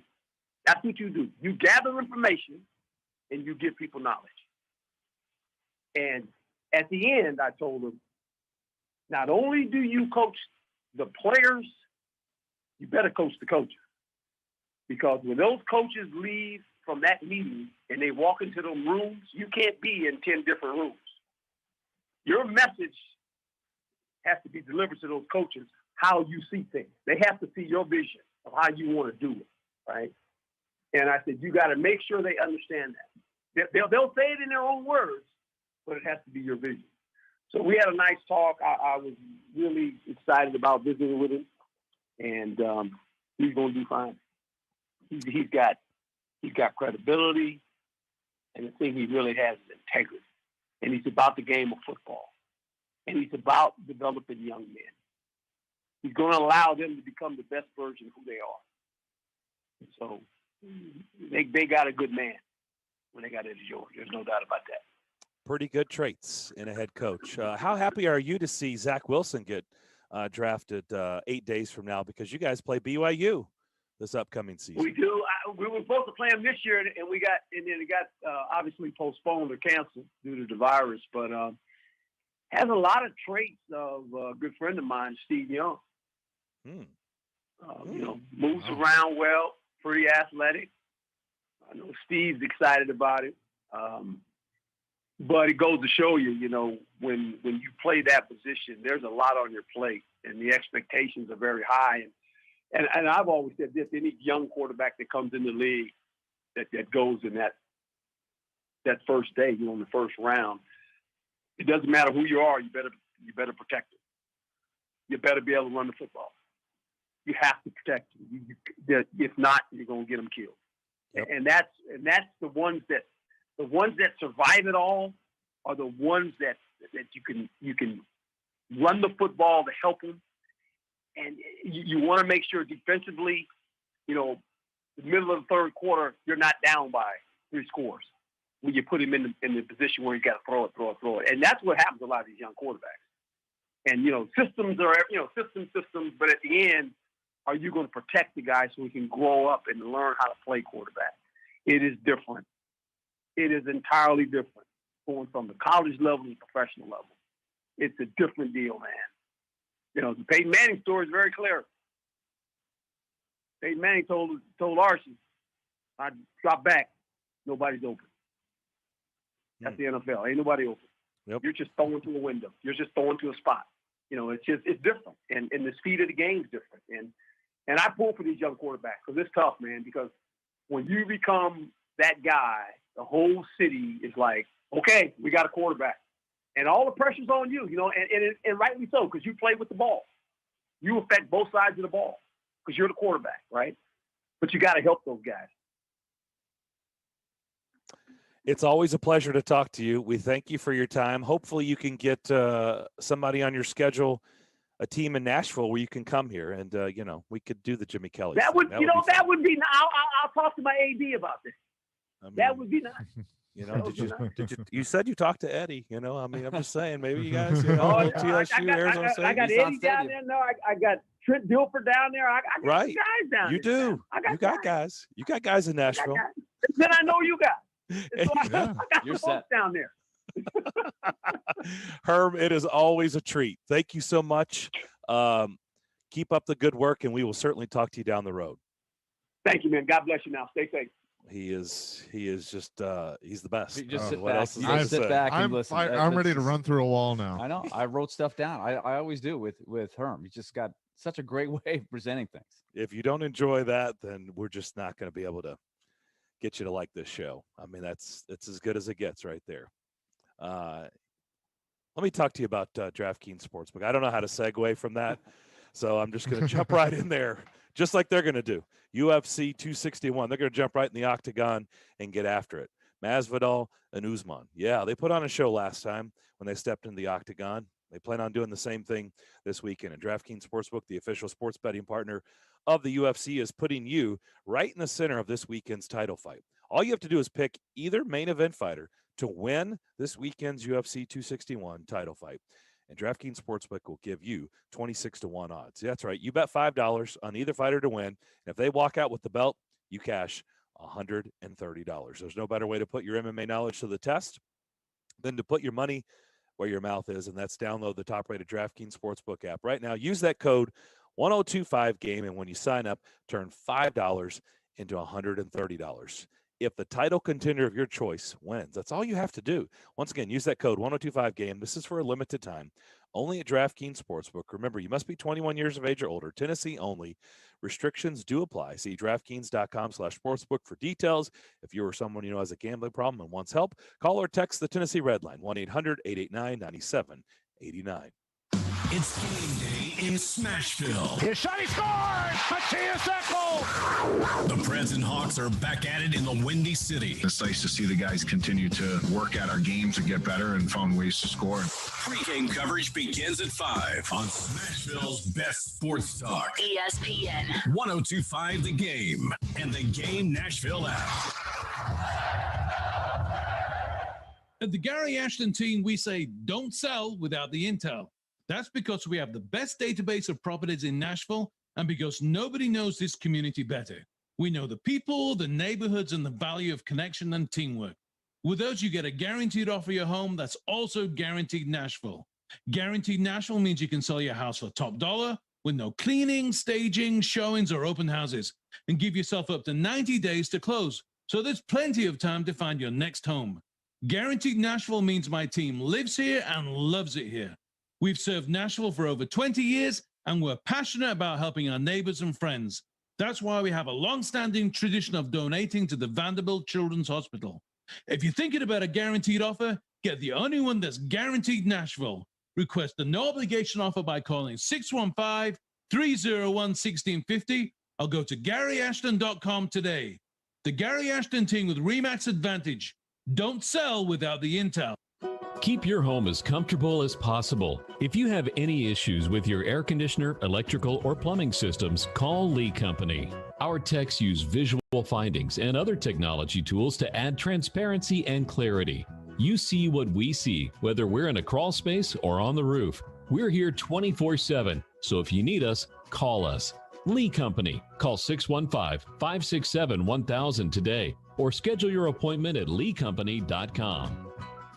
If you've been thinking about remodeling your home's kitchen or bath, contact the countertop experts at Smoky Mountain Tops. Willie Daunic here, and we installed Smoky Mountain Top surfacing in our kitchen years ago. It's remained durable and super easy to clean up. Smoky Mountain Tops is proud to offer the new prestigious Vidara quartz for your kitchen or bath countertops. Vidara surfaces are ideal for use in almost any interior application. Check out the stunning new Vidara quartz shown at Smoky Mountain Top Studio. Contact the pros at Smoky Mountain Tops. Quality, service, and dedication. Visit SmokyMountainTops.com. All aboard the Mayday Express. Bavarian Beer House is hosting a May 1st Mayday train excursion that loops through Middle Tennessee. Enjoy live folk music and the festively decorated train cars while you eat and drink delicious German food and beer. More info and tickets at beerhousenashville.com.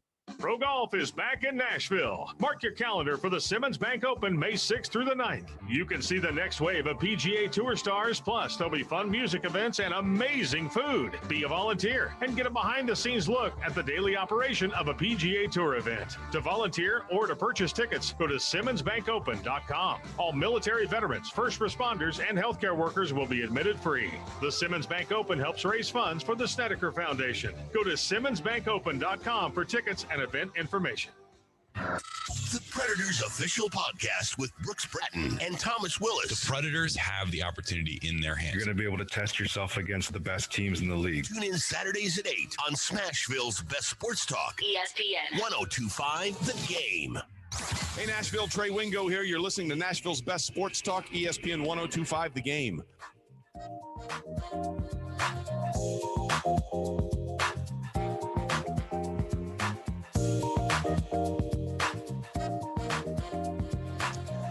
Don't forget, on Predators game days during the week, tune in to Robbie and Rex Road to play a little Preds Pick to Click, where you pick a Predators player to score a goal. And if that happens, you win a prize pack, brought to you by New Amsterdam Vodka. Next chance will be on Friday's show, 8:45 in the morning. I heard a listener this morning from Clarksville, and they picked Yakov Trenin. I like that pick. Yeah. I like that too. I like a little outside the box thinking. Yeah. That was good. Kind of like feeling the Edwards. herd. Yeah. Well, you guys have you guys have the herd line on television. On radio, they're going with the beast line. So got a little, two themes for the fourth line. Either way, they're both good nicknames and they both work because that line has been so good this year. Right? I mean, wow. We have given them so much credit and they deserve every bit of it. Oh, absolutely. So tune in Friday morning, 8:45 for your next chance for Preds Pick to Click. I can actually tell you where the exact moment that happened. The exact beast moment and the herd, what happened. The beast and the herd were born. Oh, you going to peel back the curtain? I can tell you exactly what Let us behind in. the scenes with Willie D. It happened at the same moment. Light and the we just had fire. Two strands go. Okay. So the Predators are playing, I think it was Tampa. And this was mid-March, right as they started to figure it out, right? All the guys were hurt.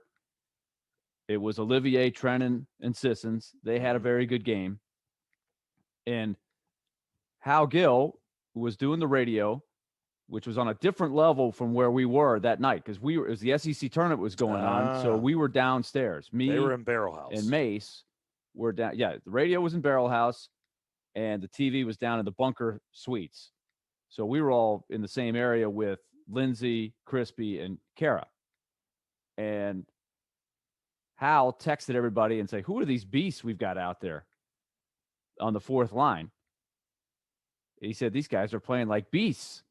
It was just a text to the whole group. And Kara goes, "Hey, you got a colt, a yak, and a bull." And she goes, "It's a herd."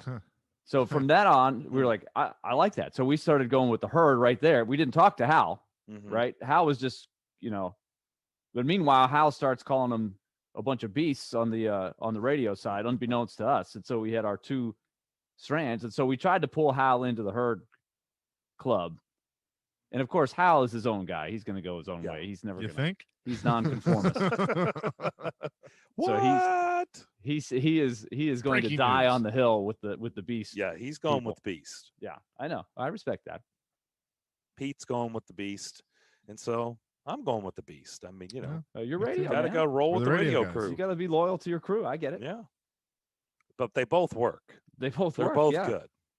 And it was just, I mean, how perfect was it that Tanner Jeannot, who none of us even were thinking about at the time, he comes up and he happens to be from Oxbow, Saskatchewan. So he's an ox. So he fit right in. That's perfect. So now we have an ox. Crazy. To go with the bull, the yak, and the colt. He's been fun. He's been fun to watch. I mean, the whole line has, but Jeannot especially, he just plugs right in and he's a wrecking ball. And he can score. Well, we got tipped off by him. Like a few games before he came back, somebody was telling us, they said, keep an eye out for Jeannot. He's in the picture. He's been absolutely tearing it up in the AHL. We haven't seen it here, but keep an eye on him because he might be just as good as the guys that are on that line right now. And we were like, yeah, really? What? Right. Come on. Right. We're like, we saw him. He came up for the one game. He didn't do anything. Like, are you serious? Because like you hope it's true, but you don't want to get your hopes too high, right? Because the guy comes up, doesn't always make an impact like that. But sure enough, man, the guy has come in and been everything they described. And when he played, I didn't even know. I didn't even look at his hometown. And then we looked it up. We're like, no way, Oxbow. It's perfect. It's perfect. Yeah, I'm sure McCarron figured out on his 2-game suspension he was not going to have a spot when he got done. I mean, Jeannot just jumped right in there and it was like, whoa. Yeah. Hello. How you doing?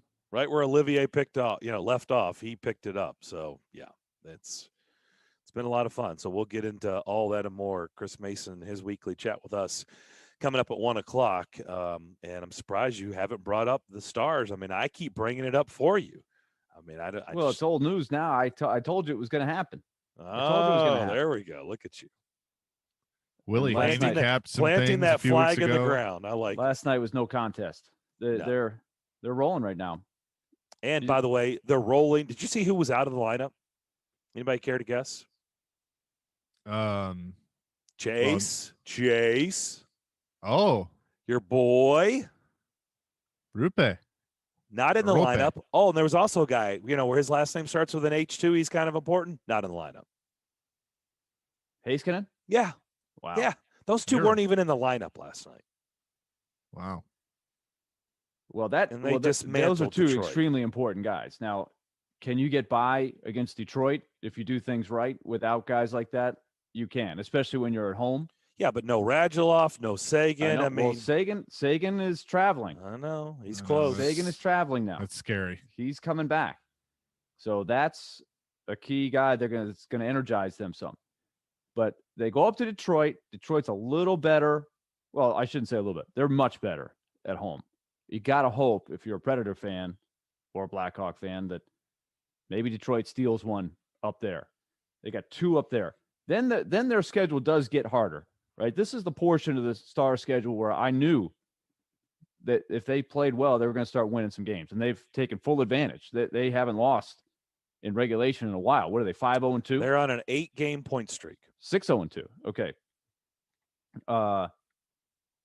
So it's going to get tight, right? I mean, if you're the Predators, they might overtake. It's not going to get tight. It is tight. Yeah, they're 1 point behind. Well, I mean, you could fall behind. Going to. You could fall behind. You can't panic, though. All you can do is control what you can control. Remain calm. Yeah. Well, you've got to take full advantage of the 9 games that you have. It's one at a time. So are you going to channel Will Ferrell without a shirt on in the locker room? Remain calm. When he was sunburned? Yes. Got to keep our composure. Keep our composure. Coach Willie.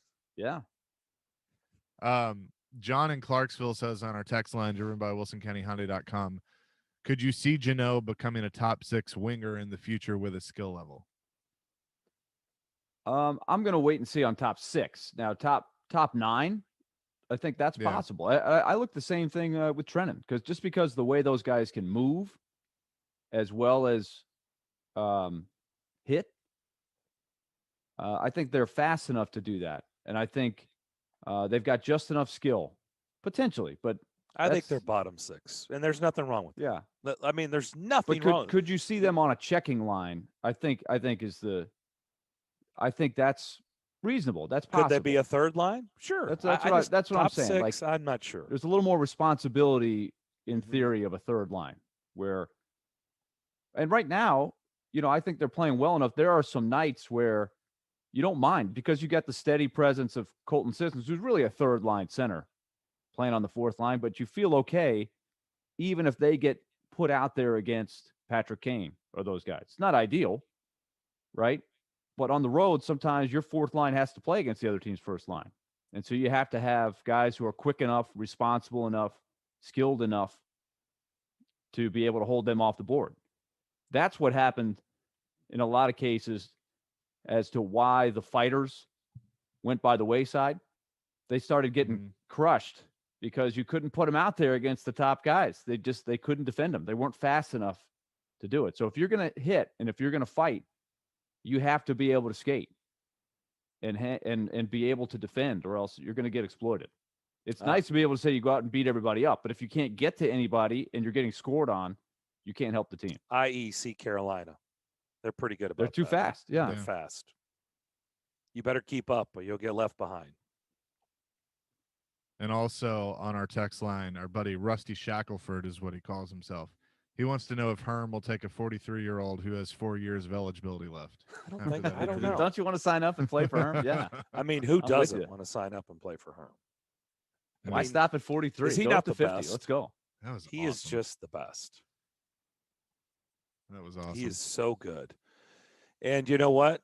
I just love the fact that everybody just doubted that hire. Yeah. And everybody, go hire. He's a TV guy. He's been on TV for a decade. Wouldn't even matter. He's an NFL guy. Right, he's an NFL guy, TV guy. If you're a person that's got depth and substance like he does, you can adapt, right? That's the thing. I remember Athlon. This is an example of what you're talking about, Darren. Athlon's college football preview. It said, they had a lot of different covers, right? Depending on the region. That's one of their things is they have, if you're SEC, they've got pretty much every school with the star player or coach on the cover, right? But one of the big headlines or subheadings was Herm Edwards. Why? There was a big article in there like, why would you hire Herm Edwards? Is that possibly going to work? Well, here we are. It's worked. It's worked. That's why. It has worked. That's why. Yeah. And good for him. By the way, we'll have another really good conversation with Sean Salisbury coming up at high noon. So looking forward to that. It's always good. I mean, you're going to want to hear him too. I mean, we've got some excellent interviews today. And by the way, we've got, I'm just going to go on and let the cat out of the bag without saying anything. I think we're going to have a guest on tomorrow that's going to get your attention. And I'll just leave it at that. Oh, no doubt. It's going to get your attention. You're going to be like, what? Yeah. No doubt. In the third hour of the show tomorrow. Willie, right now, why don't you tell people about Lee Company? I'd be glad to do that. Lee Company, as you hear us talking about on this station all the time, they're a great sponsor of our station. They sponsor the Predators. Next chapter tonight is at the United Center in Chicago. Predators against the Blackhawks. Game 2 of this 3-game series, which has taken place in the regular season. I honestly I can't remember the Predators ever playing the same team 3 straight times in the regular season. We're talking big-time drama for the final playoff spot. Lee Company will be sponsoring Darren's pregame show, which starts at 5. I'll be joining him on the first segment of the show tonight. Lee Company always wants to deliver this message as well. They're ready for you when it comes to any of the services to help your house stay in one piece and run efficiently. I'm talking about your air conditioning. I'm talking about your heating, plumbing, electric, general maintenance. You heard the commercial they run recorded, crawl spaces. You know, you see what they see. All of the things they work very hard to do an efficient, solid, professional job for you. 615-567-1000 for Lee Company, or go online at leecompany.com. Make that online appointment if you haven't already and build a relationship with them. They can help you in a lot of different ways. They've done a great job at our house over here on the east side. 615-567-1000 or leecompany.com. From all-day talk, the good shooters, you notice, because their shot looks different. The puck just seems to be on the goalie quicker. To the biggest games. Open man is Devontae Smith, touchdown. Nashville's best sports talk is always at your fingertips. Just search the game Nashville in your app store and download today. And keep it locked on Nashville's best sports talk. ESPN 1025 The Game. From the Fox 17 News Code Red Weather Center.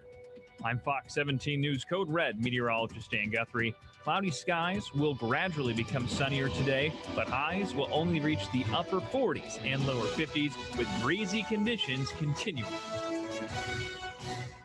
This weather report brought to you by Hiller Plumbing, Heating, Cooling, and Electrical. Call the Happy Face Truck today.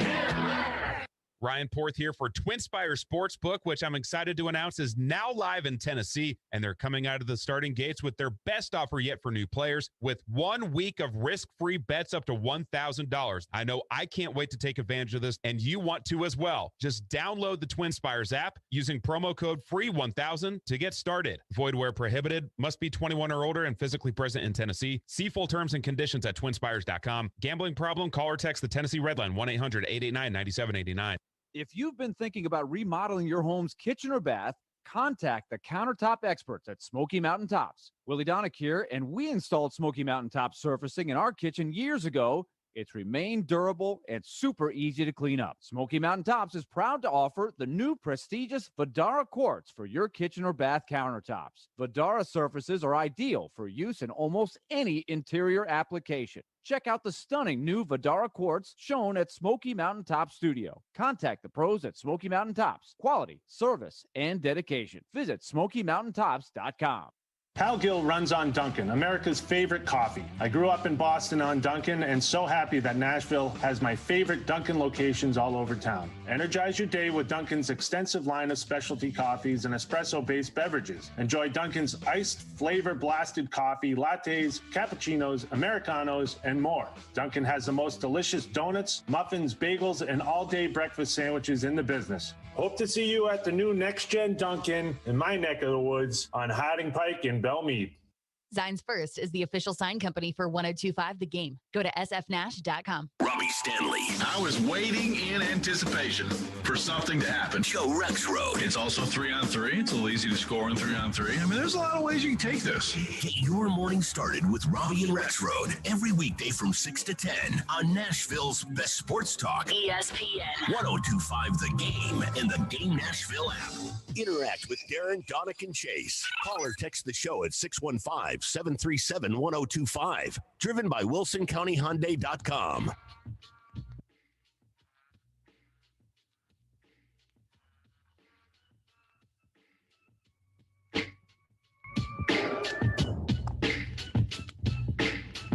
All right, let's do this. Pro Golf is coming to Nashville this May. And May's just around the corner as we sit here on the third week of April, 21st to be exact. The Simmons Bank Open. And you've now got an opportunity to win a weekend pass for 4 to enjoy the event in style, including food and drinks, plus a Predators gift pack, including a polo shirt, balls, and an umbrella. And so what you're going to do right now is text this word into our text line, driven by WilsonCountyHyundai.com, 615-737-1025, 737-1025. This is a chance for you to enter and win. Text the word golf. Text the word golf. GOLF.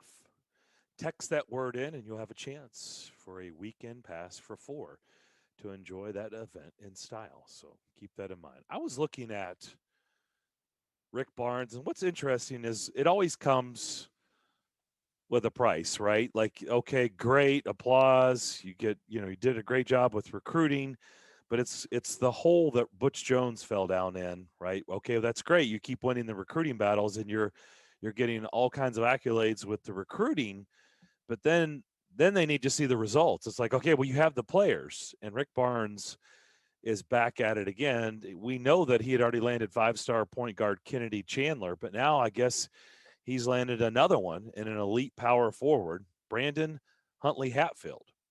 And this is now, I was reading this article on GoVols 24/7. This is now, I think, his 8th 5-star since he's been at Tennessee. His 8th 5-star recruit. Just think about that, at Tennessee. We know that he just had Jaden Springer and Keon Johnson. Josiah Jordan-James was a 5-star. And he's right back at it again with 2 more 5-star recruits. And like I said, that's great. But at some point, people, no, not at some point. I think it's now. People are wondering what you're doing with those 5-star recruits. I mean, just to think, I think personally, I'm not sure how Jaden Springer is going to play out the next level. I feel pretty confident about Keon Johnson. I think learn how to shoot. I think he's going to be pretty good. You can't shoot. I think hard to play in the NBA if you can't shoot. True. Very true. But there's develop so him? many things about his game that do translate. I mean, just pure athletic ability is off the charts. It's off the charts, but man, I'll tell you, I don't watch a lot of NBA, but when I do, it is unbelievable how many people shoot the 3. I'm talking about NBA 3, not the college 3. So Yeah. you better work on that range. Now, I'm not saying you can't develop that, because you can, right? I feel like that's probably how scouts see him. Otherwise, he wouldn't be a lottery pick. But you have got to be able to shoot the 3 to play in the NBA today. When was the last time they moved? Unless you're just enormous and a giant who, Festus Ezeli or, a true center. You still need those guys from time to time. But the higher and higher percentage of even the big guys can go out and be a threat to shoot from the outside. When was the last time they moved the 3-point line back in the NBA? They haven't ever. Yeah, they haven't. Okay, they have in college. What they moved a it couple in. times. Remember that they moved it in for a few years and then moved it back to the original. That was crazy. Remember those couple years, Darren? It was like mid late 90s, and guys were hitting like 10 threes. Like Joe Dumars, I think, had a game where he hit 10 threes in a game. I mean, who hits 10 threes in a game? A teammate, Steph Curry every game. Yeah, it doesn't matter to him. Can you imagine him with the line in closer? I mean, you looked at his stat line like the last 3 weeks. It's unreal. It's unreal. I say that because he's literally hitting 10 threes every game. 55% on like 14 attempts per game. He goes for like 46, 48, 50 points a game the last 3 weeks. Honestly, I wonder if they'll move the line back. I do wonder if wonder. they'll think about it. It's incredible how they use that thing. That's why these games are so high scoring, because people say, well, they don't play any defense. That is not what's happening. I promise you. You have to defend 28 feet from the basket. At least. Like, if you don't pick up Steph Curry across half court, he's shooting it. Yep. And he's going to make it. Damian Lillard. And then, okay, you're out there. Fine. He doesn't shoot. But then you got all this space you have to defend behind you, and he's gone. Mm-hmm. So that's why it's so hard to defend, because everybody can shoot. So the Keon Johnsons, that's a very important thing. Now, you have to play defense. Now, that's what he can do, right? He's quick enough, athletic enough. He can guard somebody that far out, right? That's a big part of it. So you don't see him. You have more question marks than maybe me. I kind of just feel like he's going to translate, and I agree. It's not perfect. He's going to have to work on things, but I feel like his upside is pretty high at the next level. I just, again, I don't think Rick Barnes' this is system a little is bit great. more me lamenting the fact that the college game is breaking.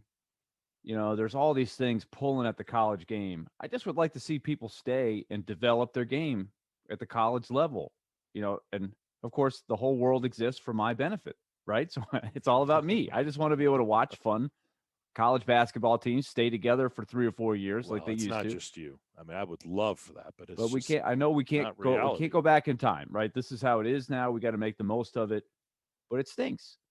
But you have people that are not really developed. The same thing is going on with Scottie Pippen. I don't think he's ready for the NBA. He could really use another year of college to develop. Chase, and he's not going to get drafted. Scottie Pippen, I don't think is going to get drafted. If he does, it'll be. It's definitely mid to late second round. Yeah, he's second round. If he's no lucky, guarantees. If he's lucky, it's just like we talk about with Herm. Could right? he There's a lot of develop in the people G that League? think they have a chance of getting drafted next week in the football draft, but a lot of people are going to say, "Darn, I thought I had a chance to get drafted." Like a guy that's now going to try out for the Titans, Jared Pinkney, wasn't picked. Yeah.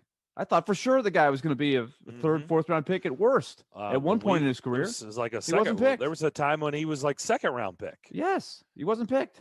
I know. So there's a lot of good players that they don't get. He might have been had he gone out, early. I'll never forget Billy McCaffrey, the best college player I ever played with.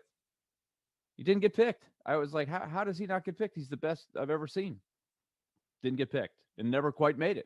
Played many years in Europe, made a ton of money, won championships on different continents, Italy, Australia. He was awesome, but he never quite made it. So I don't know. I would like to see guys develop a little further. But now you do have this G League, which challenges the development question, right? Because at least there is a place for people to play in the States to where you're moving up the chain. Luke Cornett is a good example. Luke Cornett is an everyday guy. He's going to play for 10 years in the NBA. He started in the G League, right? Worked his way up, 10-day contracts, and then now he's a fixture. So that is a pathway, and that's maybe what Scottie Pippen may end up doing, and that's appealing for him. But that's a loss for college basketball, because now guys say, well, I'll go. Even if I don't get picked, I'll end up in the G League, and I'll work my way up, and I'll earn it.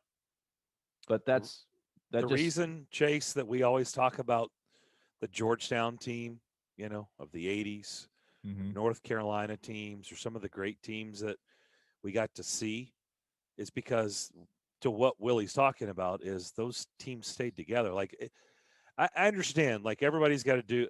I know I'm not interested in all the pushback. Like, I know all the counter arguments. I get it. But you know how many special teams we would talk about forever if they stayed together to see? I mean, think about if Florida. I mean, would we talk about that Florida team that came back and won it the same if they just dismantled and all went their separate ways after the first championship? No, we wouldn't look at them the same way. They came back and reran it and did it. That's why they will forever be talked about. And there's so many teams that you would love to see right, to see how it would have played out if Carmelo Anthony came back a second year at Syracuse. What would, they went his freshman year, national championship game. Okay, what does it look like the next year? Mike Conley and Oden at Ohio State, they went to the national championship game, right? They got to the final game in their their freshman year. What would it have been like if they would have came back? The Kentucky team that went undefeated, but got bounced in the Final Four by Wisconsin. What if they run it back? I mean, Anthony Davis running it back. I mean, we would talk about these teams, and like Willie said, it's selfish. I get it. Yeah. It's totally selfish. But we would forever talk about them, I think, a lot more, and we would remember so much more about them if we were able to see these teams stay together for 2 or 3 years instead of one and done. Well, I think it's become what has been for me as somebody who followed it before a lot of people. But in our city, you have the benefit when you watch the Vanderbilt baseball program of watching these great players for 3 years. Right? It's the flip flop of what it used to be for college basketball, because now you watch David Price and Sonny Gray for 3 years. You watch them grow up here, and you see them develop. Whereas, and they had a choice; they could have gone out of high school. But once you go to college baseball, you play for 3 years. That's something that is becoming less and less common in college basketball. Even for the guys that are no-brainer pros, right? Now, they're there for a couple of years, they transfer. They don't like it, like Herm was saying. So it's even more disjointed. We'll come back, start the third hour with Sean Salisbury. We do that next. Hey, this is Mikhail Kralin, and this is Nashville. Kralin has the puck. You're listening to the flagship of the Nashville Predators radio network, ESPN 1025, The Game. ElectronicExpress.com. We make it happen.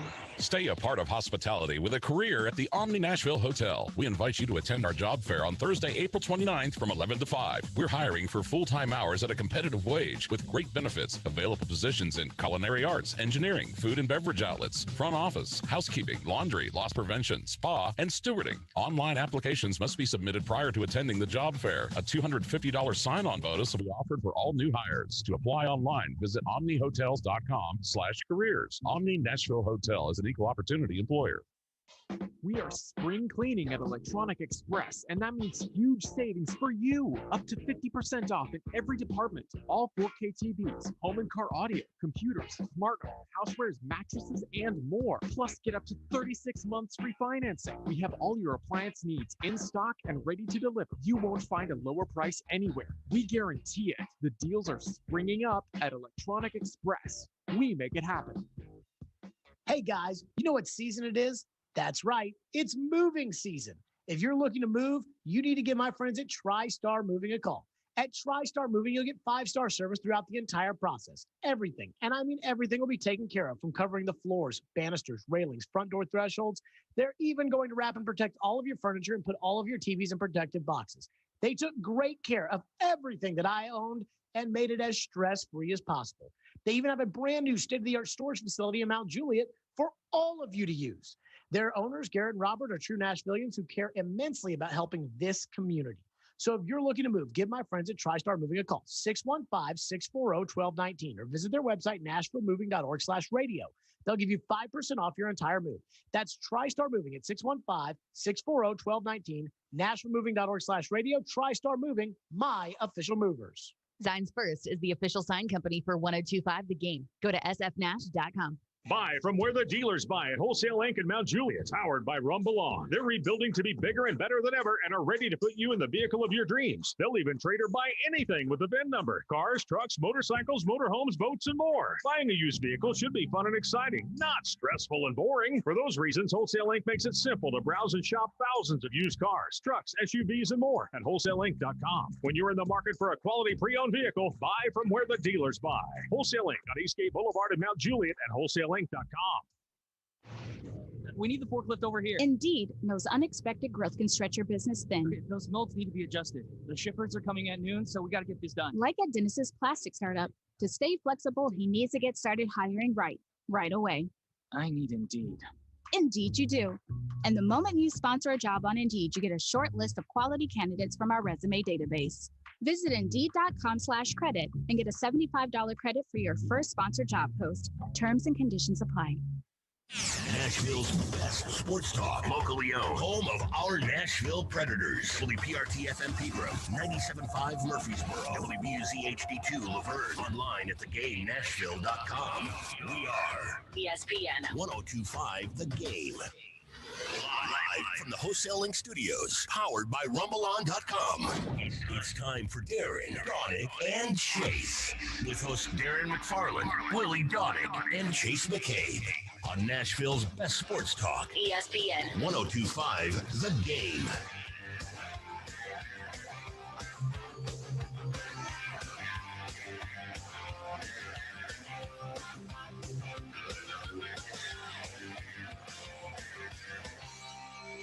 Third hour, Darren, Daunic, and Chase here on this Wednesday afternoon. Hope everybody's had a good day to this point. It is nippy out there here in Middle Tennessee today. It's cold. It's nice, but man, it is cold. Darren McFarland, Willie Daunic, and Chase McCabe with you. Always enjoy chatting with our next guest, Sean Salisbury, 790 down in Houston. Our quarterback, he does it all, and he's crushing it in Houston. And we always enjoy talking with him. Sean, how you doing? I'm doing great. How are you guys today? We're doing fantastic. We had Herm Edwards on last hour, and he was talking about how, you got to guys, balls hiked and there's nobody open, and you're throwing guys open or you're throwing to spots. You know that better than anybody. And we had Trent Dilfer on Friday. We had Tim Hasselback on Friday. So we've talked to some former quarterbacks, and I kind of want to pose the same question to you just to get your thoughts, because I need to understand how difficult this is to figure out if they can pull it off. When I see footage of Trey Lance, I see him throwing to wide open guys. And I'm not picking on North Dakota State. I'm not picking on smaller schools, because there's a lot of Power 5 quarterbacks that had tremendous athletes to throw to, and they just outran everybody, and they were wide open too. How do you begin to try to figure out if these guys can throw guys open or throw to spots at the next level when they didn't have to do it in college? Well, you parlay it out just like you did when you were, and I know there's a lot more money on the line, but it's all relative because the quarterback, it was important to him, just like you did in high school. The windows were bigger in high school. And then the college recruiter trying to figure out who the next great Dan Marino or Pat Mahomes is.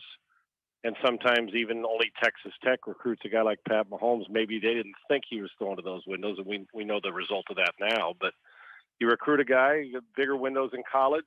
You could drive a truck or high school, and then you get to college, and you're throwing to windows that are bigger. And then you all of a sudden get to the NFL, and you're throwing to coffee can size windows, and the coffee can you're throwing to is not open. At least it is, but at home on TV and when you're sitting in the pocket, you throw people open. It's the old if he's leaving, if he's even, he's leaving. And when you go to the state fair and the basketball hoop seems to be bigger than the basketball you're shooting to try and win that stuffed animal, that's what it's like. Mm-hmm. And if I could give you a scientific answer, but it would take too long and it never fits when it comes to that anticipation. It is trusting what you see, seeing the forest through the trees, and it's all about parlaying it out. What you see in a guy that tells you that he's going to be able to do it. Now, when we talk about Trey Lance, I can also say, well, maybe he gets under center better than the other guys that live in the shotgun. And I watched Justin Fields, Mac Jones, Zach Wilson, and who am I leaving out? And Trevor Lawrence throw to big windows too. Mm-hmm. The question is, when did they get to that window? When did the anticipation? What shoulder was it on? Well, I understand, like in Mac Jones' case with guys like Jalen Waddle and Devontae Smith, people are open. But you say, okay, on this one, the person was open, but did he anticipate the throw into the window to give him a better chance to run after the catch as opposed to wrong shoulder catch and tackle? We got a lot of accurate players. So it's not. If it was an exact science, we'd all be right. It's not a fence-sitting answer. We've been right and we've been wrong. And the truth of the matter is, not me, not Trent Dilfer, not Herm Edwards, not Robert Saleh, not Mike Vrabel. We don't know. We think we do, and we get it to a point. Toughest position in the world to judge. Toughest position in the world to see through, because there's certain things, traits that I can't teach that guys got. I could teach all the mechanics and arm slot and put your foot in the ground when the pocket's clean, which is important. I'm a big believer that if you can't throw the ball from a clean pocket consistently, make me simple plays and hit singles, you will not last in this league. So you better be able to do it from there first. Now, the stuff we can't is Pat Mahomes, parallel to the ground, to the line of scrimmage, and throwing a ball sidearm 25 yards and hitting a guy on a comeback route when he's falling down. Or Zach Wilson falling away, throwing a Brett Favre type throw to places that most guys wouldn't even attempt. So there's something to like about all five of these. There's a lot to like. The problem is we spend so much time picking the things we don't like. And it'll also include who you're playing around. Zach Wilson could be the greatest player in the world on Kansas City. I can assure you this, as good as Mahomes is, and he's the best we have in this league right now. If Pat Mahomes played for Jacksonville last year, they wouldn't have won 8 games. Just so we're clear on this, and I hold him in the highest regard. They wouldn't have won 8 games. They'd have been better, no question. They wouldn't have made the playoffs. If Mahomes was on Jacksonville's team last year, they would not be in the playoffs. If I took a good player, Tannehill, to Kansas City, are we sure that they're not going to be as good, but can't they win 11 or 12 games? Hell, you damn near did in Tennessee. So point is, there's a fine line between 1 and 15, and that 1 and 15 is, I know a lot, there's a couple guys, a handful of guys at the top that are that guy, meaning Aaron and Tom Brady, that guy who you win because of that dude, even when things aren't going well. Mahomes, that guy. Then there's the a little bit better than a guy, where you're really good and you're a good player, but you're still a guy that the team wins with you, and a lot of things have to happen. Then there's the lower third, where you need a lot of help, and sometimes we win with you. You're not going to change my franchise. You're replaceable, and I'm always looking over your shoulder to find another guy to replace you. We ain't got many that guys in this league. We think these 5 can be that guy, but we won't know, and we don't know in college because the Sunday game is far different. No-brainers don't exist, as you just laid out. But if they did, who do you think is the closest to no-brainer quarterback in this draft? Is it Trevor Lawrence? Yeah, I don't know how anybody. The only thing we go on is what we've seen. What I've studied, and I've seen probably 85% or more, depending on who the guy is. I haven't seen less than 3/4 of the throws by any of the guys. I've seen more and comparing games and going through, and I try to do that. So I'm not just speaking on what I watched on TV and heard an announcer say. I don't ever want to be that guy, although they're smart, but I'd like to go deeper into it. I don't know we do so much, picking at guys in the off season. We do in shorts and a t-shirt. The problem is people talk themselves out of more players than they talk themselves into. I can lay out a laundry list of the pros and cons of Trevor Lawrence, and somehow somebody who probably shouldn't evaluate it that difficult will pick the one thing out that they'll chase a ghost. My mother called it borrowing trouble my whole life. No, don't borrow trouble, son. Just keep going. That they'll pick that one thing that could happen if this goes and your aunt buys your son's fathers, brothers, sisters, cousins. If his feet are in the wrong place, this could happen.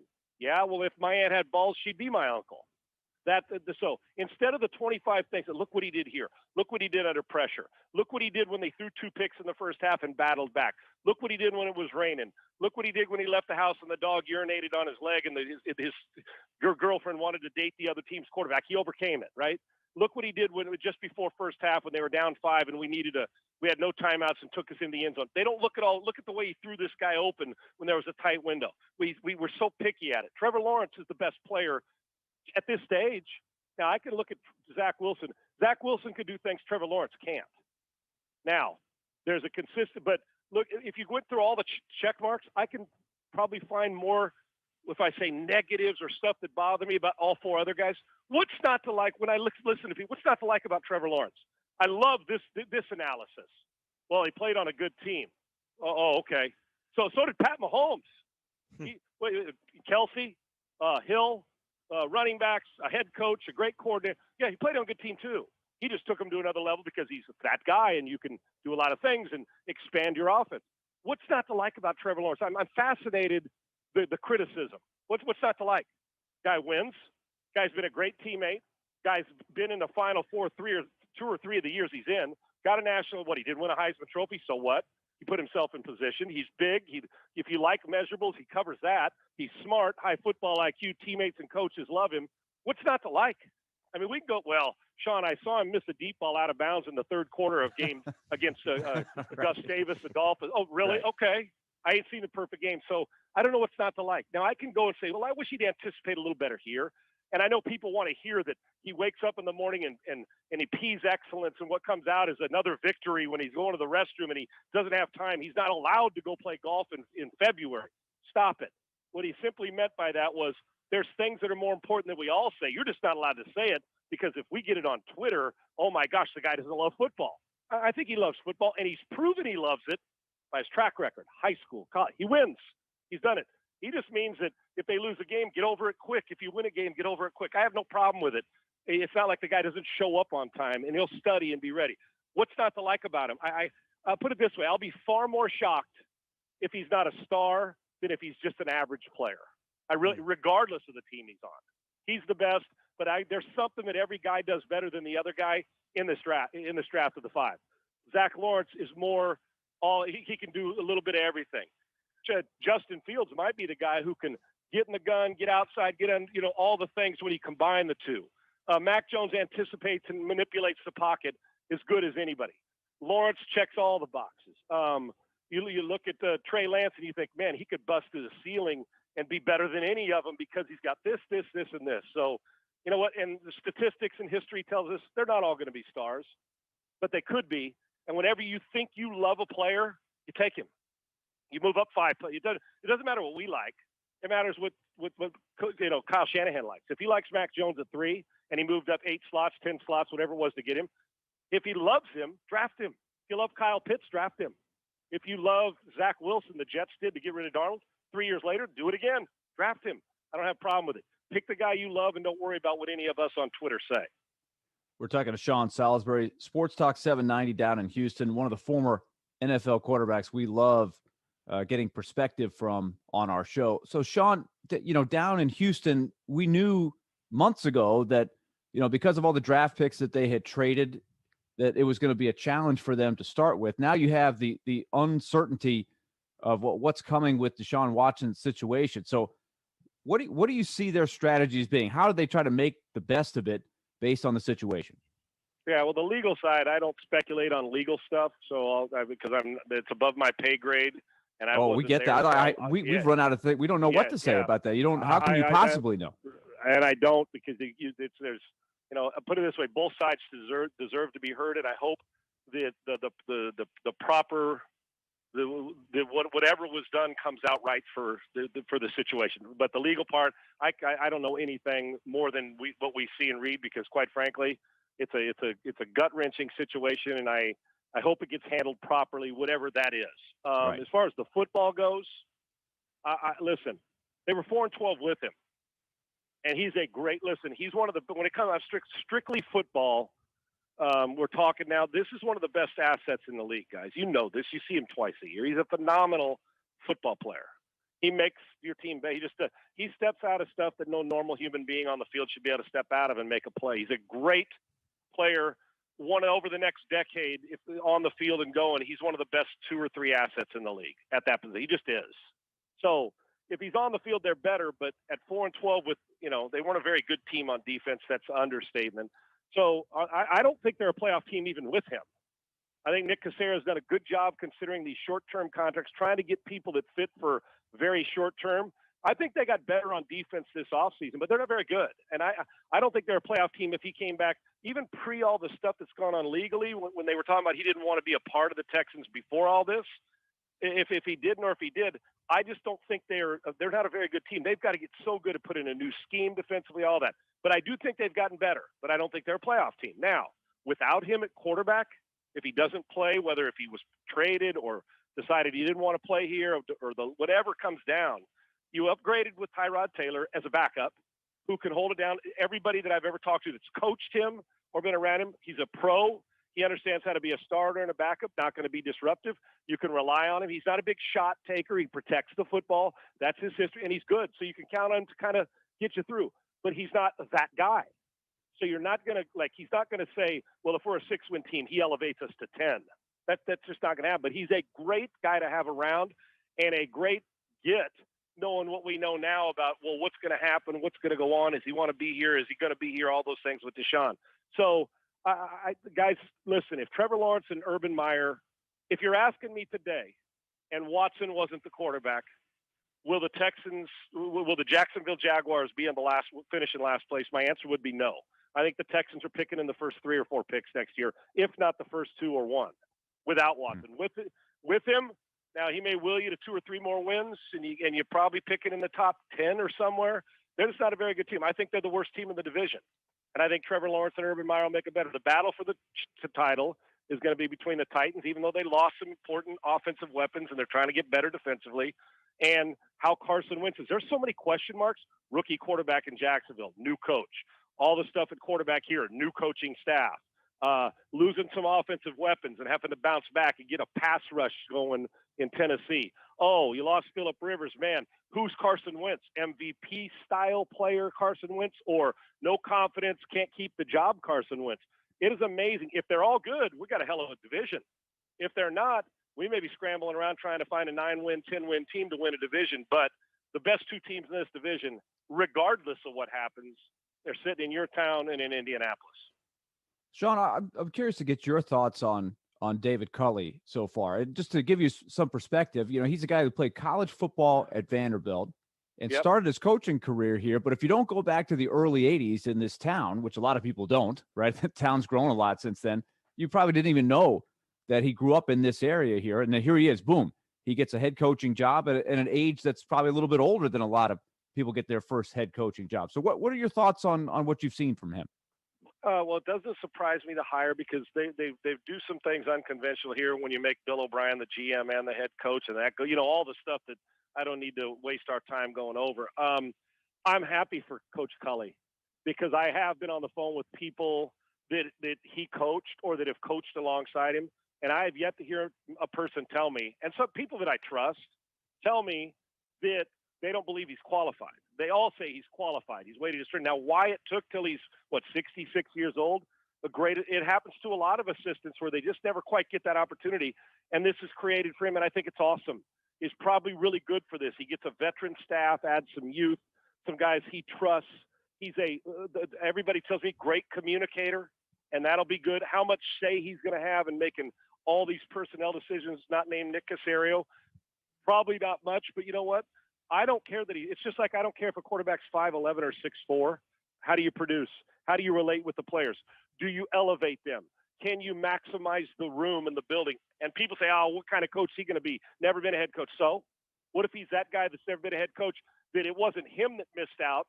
I mean, the people say it's his fault. What if it's at the interview process or all these people, because he isn't a big, sexy name or a redo or a retread, that he just never was in the right place to get the opportunity? Everybody speaks so highly of him. He just got his opportunity probably 20 years later than a lot of guys do, and maybe he's perfect for this gig.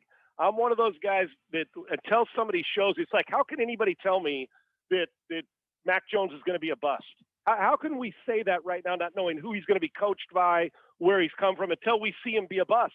We can tell what we like about him. Same thing with David Culley. Well, I've watched him coach, and I don't know if he's this guy or this guy, but until we see him handle pressure on a Sunday, until we see him handle a training camp, how he deals with players, because you can't treat them all the same. The rules can remain the same, but some guys need a kick in the ass, some guys need a hug, and then dealing with all the stuff that that COVID's brought on, all those things that you got to step through. And so I love the fact that he's getting off. I think it's great. I could care less that he's not a big name, because you know what, Urban Meyer's a big name, and he may last a year and a half, and he may last 15 years. I don't know. David Culley may be just perfect. I know this. They went from heavily abrasive to a guy that seems a little more enthusiastic, a ton of energy. And I asked somebody, I said, at 66, getting his first chance, they said, he'll be the first guy running from drill to drill. He'll be on it. So we'll see. I'm pulling for him, man. He's battling an uphill. It wouldn't matter who the coach is, guys. It's an uphill battle considering the situation with the quarterback, any situation, and then with the personnel, the salary cap, what's gone on, the front office, all those things, and the lack of trust in the front office that's been going on. Put it this way, if he wins 9 games, you should hand him the coach of the year. But I'm pulling for him, and I don't care that he's not a big name because everybody that started at some point wasn't a big name. He just may have to become a star at 66 as opposed to 46. We're talking to Sean Salisbury. I always enjoy our conversations with him from Sports Talk 790 down in Houston. You brought up Carson Wentz earlier, and just I'm always curious. You know, we talk to you about quarterbacks a lot. How much of a turnaround do you think he can truly have? And do you think being back with Frank Reich is that the magic that he needs? Because, you know, some guys it's all about the coach that they're with and that relationship. So how much do you think that's going to factor in? I can tell you this, guys, comfort level matters a lot. It does. Now, I know Frank, that franchise, and Carson Wentz are counting on that happening. He's going to a better team. Not that he maybe had when they went to the Super Bowl year and when Nick Foles took over, but the personnel right now, as we look at both rosters, better team. And that's not even a question about that. So he's got that opportunity. Here's what I saw from watching him. I see a guy who's never going to lead the league in completion percentage. He's not going to be Drew Brees when it comes to accuracy. That's just not going to be him. But he's got enough to hang around the mid-60s, and he's a big physical presence. He's got great, you know, he can extend plays, got a big arm, all those things that we see with the naked eye and watch and talk about. What I saw with him is, you know, think about a hitter that's gone through 0 for 16, right? And then what's he do? Let me change my front or my putting stroke. Okay, the putter gets changed 15 times, but not the fact that, well, Sean, your grip and this, and you read Golf Digest and you change this, and all of a sudden you got 47 different voices in your head after one stupid bad game or 2 bad games, and then you answer a media guy's question, and then you get sensitive, and then people want Nick Foles. Well, why did we let him? And you hear it, and even though they say they don't, it starts to wear on you. With the Carson Wentz situation, I don't think Carson Wentz forgot how to play football. I don't. That's why now we all get the yips and can't have we're a game where we walk off and say, or a golf when you're sitting on the range, you're like, I've never hit a ball there. How's that ball going there? And then you go on, and it's just one swing or one thing that gets you going. I don't think he forgot how to play. But what I saw with him, he started to miss throws he wouldn't miss. It feels like he started to grip the ball a little tighter. The stride started to get a little longer, so he wasn't compact. The mechanics started to suffer. So now, instead of the old sniper, aim small, miss small mentality, it became aim big, miss big. Big play, but then if you miss, and I love when the announcer says, he threw it one high and out of bounds. Well, yeah, I can see that. How about telling me why that happened? And then now you're in the chase mode. Ooh, should we start Jalen Hurts? Then you press a little harder, and every throw becomes paramount.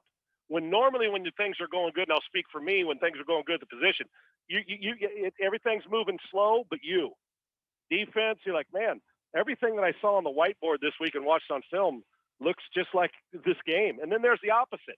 I studied the same. I prepared the same. I went through my same routine, and I couldn't drop at the ocean if I was standing on a beach.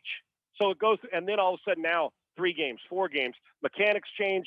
Middle of the season, you're not working on mechanics, you're working on game plan, and before you know it, you're believing what people are saying about you. You get into it with the coach, you have disagreements, and then you're like, now it's a change. Then you want out, and your mindset's shifted. I think it can work. I don't believe the Carson Wentz you saw this year is Carson Wentz. Now, whether he's the Carson Wentz when he's healthy, can he stay fully healthy for a season? The Carson Wentz we saw during his MVP run before it was stopped by injuries that year, I don't know. How the comfortability with Frank. I actually think a lot of it, guys, and it's the most fragile, insecure position in the world. The best players in the world are insecure. That's why they don't even want a backup coming in and take a kneel down. They want every snap, every play. My whole question, and you won't know during off season, oh, he looks great at training camp. I don't care about that in a preseason game. You won't know till about the first 3 or 4 weeks of the regular season when you see him under pressure, how he deals with coming from behind, how he deals with success in a game, and then how he deals with failure, because they're all going to hit in the first month of the season. Then you'll know what Carson Wentz has shown back up. If the Carson Wentz that we saw when he came into the league shows up, they're the division favorite. Or right, I mean, they're in the back. They'll be good. If it doesn't, we'll be talking about a backup quarterback in week 6. So Frank can go all the coaching he wants. Frank don't have the ball in his hand when you put your foot in the ground and anchor it and let it rip on a 15-yard dig route. Or a bang post or a hole shot on 2 deep. That's Carson Wentz. So He's got to get out of his own head, get back to what made him good. And I'll tell you, you guys keep an eye early in the season. If he's successful early, look out. If he is successful early, if he comes out the first 3 weeks of the season and he's 12 of 26 and the crowd's getting restless, you may never see the same Carson Wentz again. I'm anticipating that we should all count on Carson Wentz being better than he has been the last couple of years. Well, certainly going to be interesting to see and see how it all shakes out in Houston. Sean, always great to talk to you. We love the conversations. We'll do it again soon. You guys are awesome. Thanks for having me on. Appreciate you. He is Sean Salisbury, Sports Talk 790. Always brings it when he joins the show, and a lot of different storylines in the AFC South, of course, this year that we will talk about. But first, Willie, you're going to tell us about loans. I'm going to do that pronto, as in loan pronto. Oh, I'm going to talk about loans pronto. How about loan singular pronto? That's the company, Loan Pronto. New sponsor on our show, and I want to let you know, I know for a lot of people, think about this. It's been a tough year financially for a lot of you. Maybe you had to take a pay cut. Maybe you had to change jobs. Maybe you switched jobs. Maybe you weren't working for a while. But if you have battled through, like all of us have in this last year plus, one thing that a lot of you might notice is the home value on your home is still there. It's good. Mortgage rates are good. So it is a great time to take advantage of what Loan Pronto has to offer. And that is refinancing your home or taking out a home loan with your home's equity. It's a great way to get some financial things going to your advantage. And you might say, well, I've done that before, Willie. It is such a pain. No, Loan Pronto has changed the system. They have simplified this process. They're going to get you the absolute mortgage rate available. If you don't know what your mortgage rate is, that's fine. Just call the number that I'm about to tell you and ask. If your current mortgage rate, by the way, is over 3%, you need to call right away. You need to refinance right now. Snag a better rate. Loan Pronto will cover all of your closing costs. They're going to lower that house payment with the zero cost refi. Here's the number: 615-499-5780. 615-499-5780, or go to loanpronto.com. Lots of people are calling Loan Pronto too to get cash out of their home's equity, 30, 40, 50 grand. You can do that home improvement project, reinvest in your home, or clear out those credit card bills that have been piling up on you during this time. It's a great move. So call right now. Don't waste any more time. 615-499-5780 and ask about that zero-cost refi. In fact, you can miss your next two house payments altogether. 615-499-5780 or loanpronto.com. Equal housing lender. NMLS 1661781. Subject to lender approval. No cash refi. Not available on all loans. Do you want to have a 1K payday? Head to theGameNashville.com and enter this keyword: currency. You'll instantly qualify for $1,000 in this nationwide contest. Enter the keyword currency at theGameNashville.com. The 1K payday. Brought to you in part by Nashville's best sports talk, ESPN 102.5 The Game and the Game Nashville app. New Amsterdam Vodka, born from an uncompromising passion for great vodka. From the water we use, to the grains we select, to our unique distillation process, a determined spirit flows through in everything we do. New Amsterdam Vodka goes all in to craft a supremely smooth vodka that is 5 times distilled for unparalleled smoothness, for a clean, crisp finish. Smooth enough to drink straight, yet distinct enough to enhance any cocktail. New Amsterdam Vodka. It's soccer season in Tennessee. You want goals? He takes it inside, outside, right foot. Great finish! What a goal! You want saves? Lifted high, into the hands of Joe Willis. He makes the catch. You want big drama? Hooked in, and headed in. Delirium! It's Yonder Cadiz! Nashville SC are back home this Saturday, April 24th versus CF Montreal. The action kicks off at 1 p.m. Tickets on sale now at NashvilleSC.com. Get in for the 2021 season. How'd you like that? Need some cash for that home improvement project? Hey, it's Willie Daunic. Loan Pronto can make it happen with their zero-cost refi program. Now listen, Loan Pronto is now here. It's changing forever how you'll get a home loan with lower rates, no lender fees, and an all-digital, no-hassle process. You can refinance your home mortgage now and get cash out of your home's equity. People getting checks for $20,000, $30,000, $40,000. Now that's a stimulus check. Hey, rates are still super low, and Loan Pronto's all-digital platform makes it easy. They can cover your closing costs. Call now. Get cash out now to fix up that home office or remodel your kitchen or even pay off credit cards. Loan Pronto's zero-cost cash-out refi.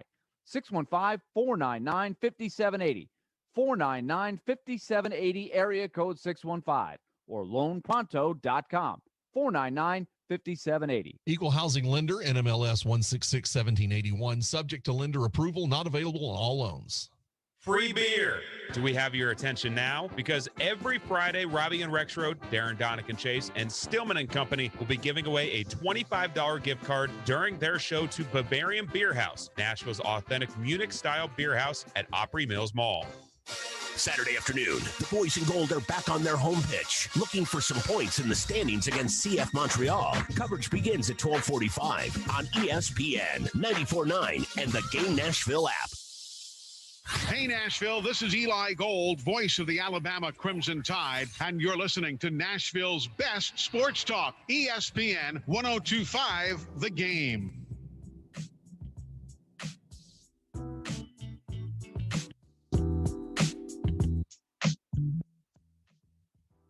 Don't forget our draft coverage in 8 days. Begins Thursday, April 29th. Yes, 8 days away, and then Friday, April 30th. So next week, the NFL draft begins, and we've got you covered. It's presented by Founders Brewery, Apple Collision Centers, Freedom Tire Guys, and MTGRT.com, your live and local mortgage expert. Thursday, they will be giving you all their draft coverage from Third and Home, Germantown Spar with a ballpark. Of course, that's at First Horizon. Really cool place. And then on Friday, there'll be a Boom Boz Craft Pizza and Tap House there in Willie's backyard in East Nashville. Well, Sean Salisbury really didn't have much to say. No, not at all. Pretty quick interview. Not much on his mind today. No, I love it. I mean, that's why we have him on, Herm on. I mean, he brought it like always. Yeah. I mean, Herm and Sean, honestly, over the years, our conversations with them, if you don't come away, I mean, it's must listen to. I mean, sure. They both bring it. And boy, what stood out to you most in kind of what Sean spilled out there? Anybody have a strong opinion one way or the other? Well, I mean, my stuff is that, the team's not very good. And I mean, he's clearly he doesn't hold back on that. He hasn't held back on that. And I mean, it's, as he pointed out, they won 4 games last year with Deshaun Watson. And now imagine what it's going to be like without him, because I see no scenario where he's at least starting the season with them. I don't see that happening. So Tyrod Taylor is going to be the guy unless they shock everybody and, take a quarterback, but I don't even know how they would do that. They don't have any draft assets to. Do you know when their first draft pick is? Is it second round? Do they Wrong. even have a third round? Wrong. Third round. Third round? That's the first. They won. Just let that soak in. They won 4 games, and their first pick in this year's draft is pick 67. Yeah. So I mean, they're screwed from that standpoint. Because was that the Tunsil trade? Well, they lost Miami got it? So their first round pick was the Miami deal. So that was 2 years ago, right? That sounds right. That wasn't that wasn't. And then the second round pick was actually both from Miami. They gave up a first and a second. And this is what's crazy. You say that their first pick isn't until the third round, and then somebody that's just a novice fan would go, well, didn't they trade DeAndre Hopkins? Like, did they not get a first for him? No, they didn't. No, they didn't. Nope. No. They gave up a first and second for Tunsil, but didn't get a first for DeAndre Hopkins. Right. Wow.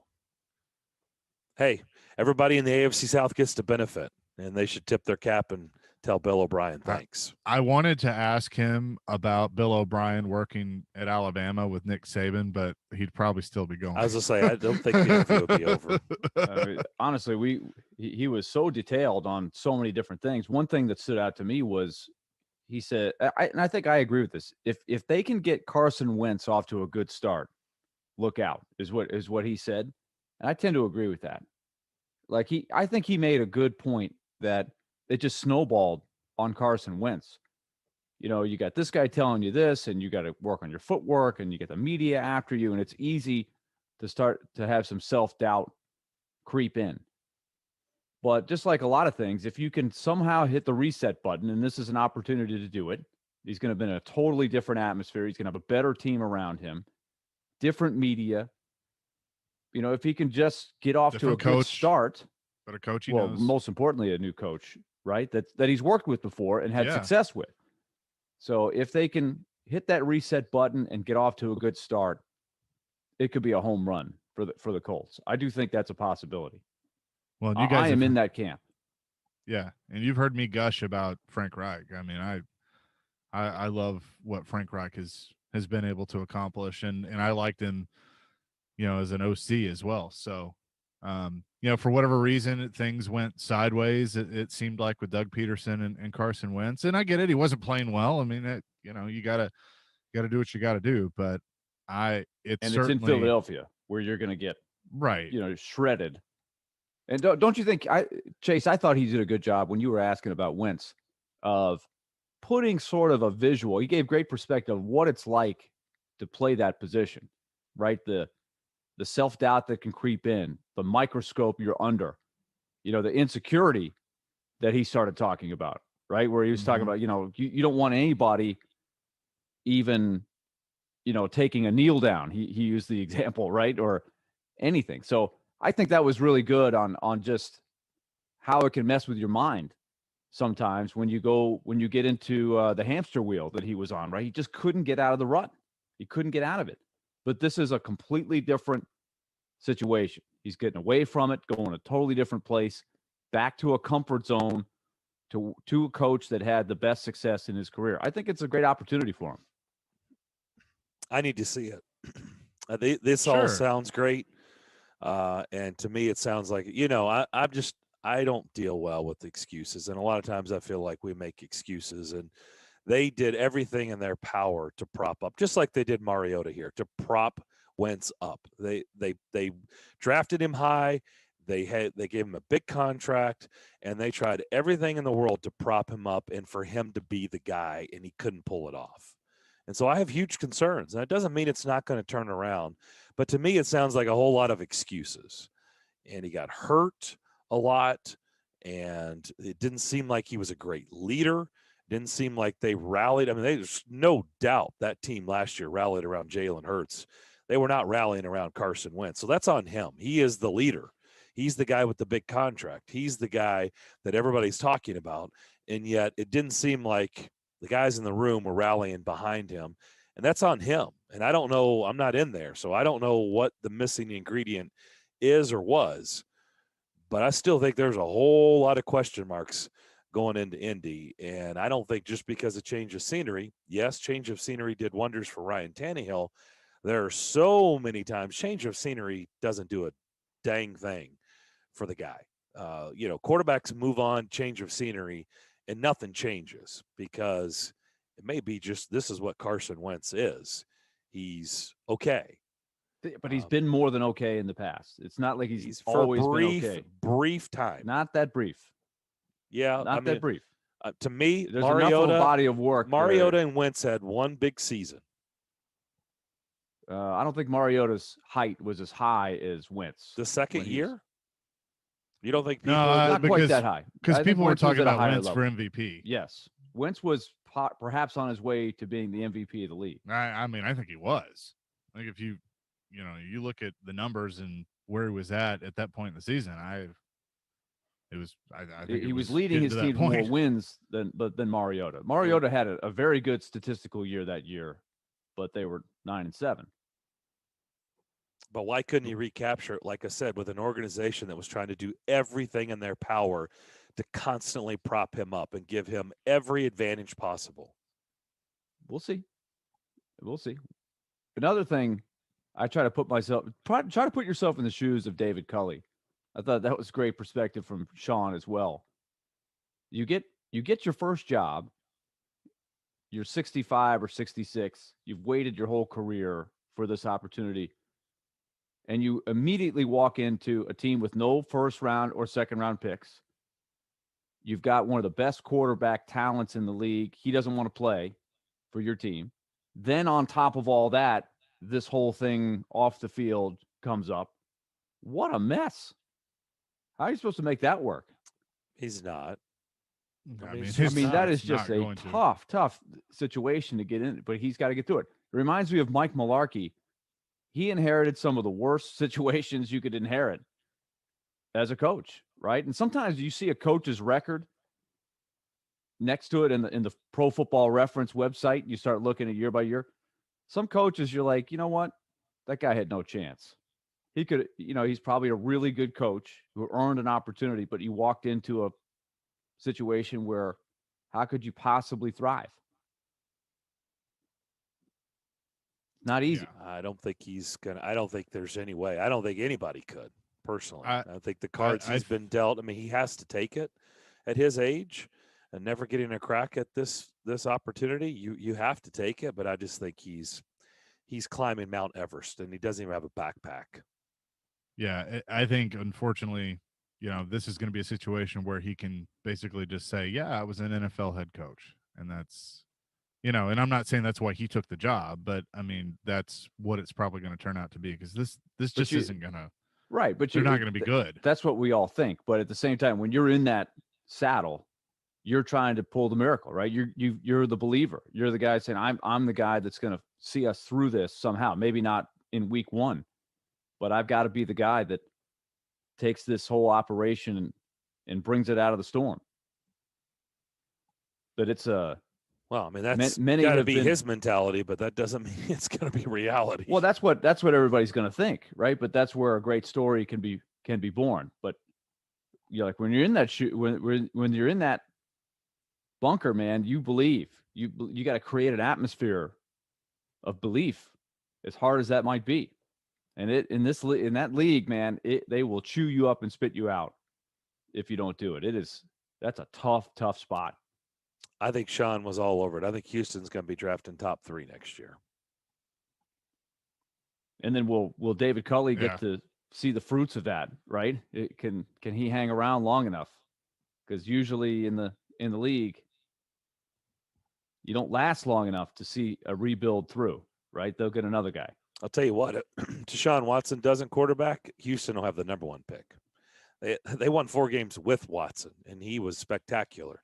If he doesn't play, they'll have the number 1 pick next year. I would agree with that.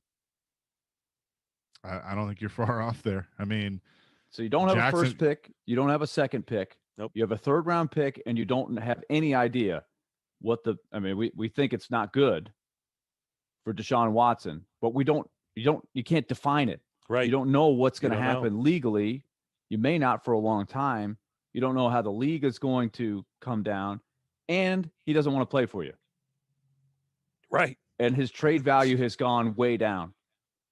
So there's another job. You got David Culley saying, man, my job's tough. How about the GM for Houston? New GM. That's fun. Yeah. Well, that's what he signed up for. I mean, he had to have known that, right? Yeah. Well, I mean, I guess maybe I don't know about the Deshaun Watson part, but I mean, you knew you're walking into a very difficult situation already. Bill O'Brien set them back pretty good.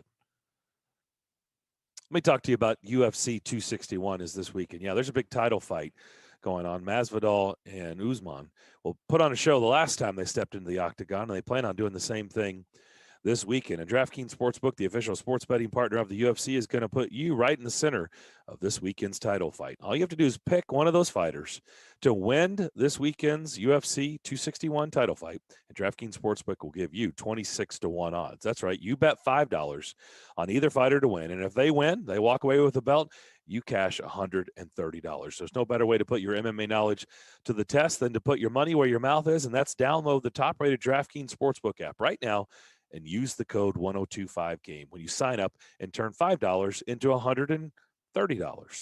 And if the title contender of your choice wins, you're a winner. Use that code again, 1025GAME, for a limited time. Only at DraftKings Sportsbook. Remember, you must be 21 years of age or older. Tennessee only. Restrictions do apply. See DraftKings.com/sportsbook for details. If you or someone you know has a gambling problem and needs help, call or text the Tennessee Red Line, 1-800-889-9789. From working at home. And at some point, you're going to have to draft some new blood onto the offensive line. To working on that honey-do list. It all kind of comes back together of everybody wanting to make the moves for the respective GMs. Nashville's best sports talk is always at your fingertips. Just search The Game Nashville in your app store and download it today. And keep it locked on Nashville's best sports talk. ESPN 1025 The Game. From the Fox 17 News Code Red Weather Center. I'm Fox 17 News Code Red meteorologist Dan Guthrie. Highs this afternoon only reaching the upper 40s and lower 50s, with breezy conditions continuing to usher in colder air, setting up another frosty start on our Thursday. This weather report brought to you by Hiller Plumbing, Heating, Cooling, and Electrical. Call the Happy Face Truck today. Stay a part of hospitality with a career at the Omni Nashville Hotel. We invite you to attend our job fair on Thursday, April 29th from 11 to 5. We're hiring for full-time hours at a competitive wage with great benefits. Available positions in culinary arts, engineering, food and beverage outlets, front office, housekeeping, laundry, loss prevention, spa, and stewarding. Online applications must be submitted prior to attending the job fair. A $250 sign-on bonus will be offered for all new hires. To apply online, visit omnihotels.com/careers. Omni Nashville Hotel is an equal opportunity employer. Boomboss Craft Pizza and Tap House in East Nashville is excited to announce they are now open. They're back with an all-new look, including a huge indoor and outdoor walk-up bar, 40-plus taps, 50-plus 72-inch big screen TVs, their signature massive video wall, and their award-winning pizza and lively atmosphere as always. Come experience the all-new open-air feel of Boomboss Craft Pizza and Tap House in East Nashville. Pizza, beer, sports. We'll see you there, Nashville.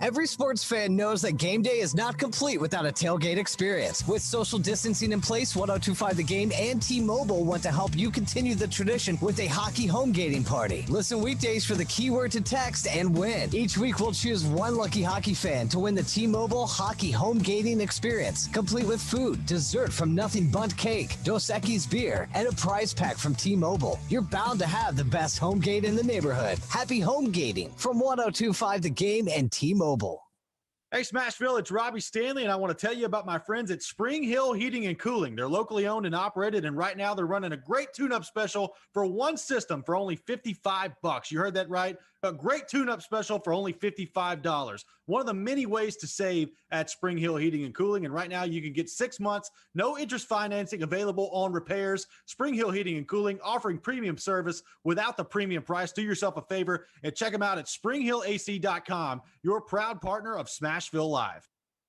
This is Stan Harrison, CEO of Apple Collision Centers. We understand that no one likes to deal with auto body repair and the inconvenience it becomes in your day-to-day life. I want to personally invite you to stop by and let our experienced staff see how we can help you make your vehicle look good as new. Apple Collision Center has 3 convenient locations, Old Hickory, Hendersonville, and Gallatin, ready to serve you. Come by and see us or visit us online at applecollisioncenters.com.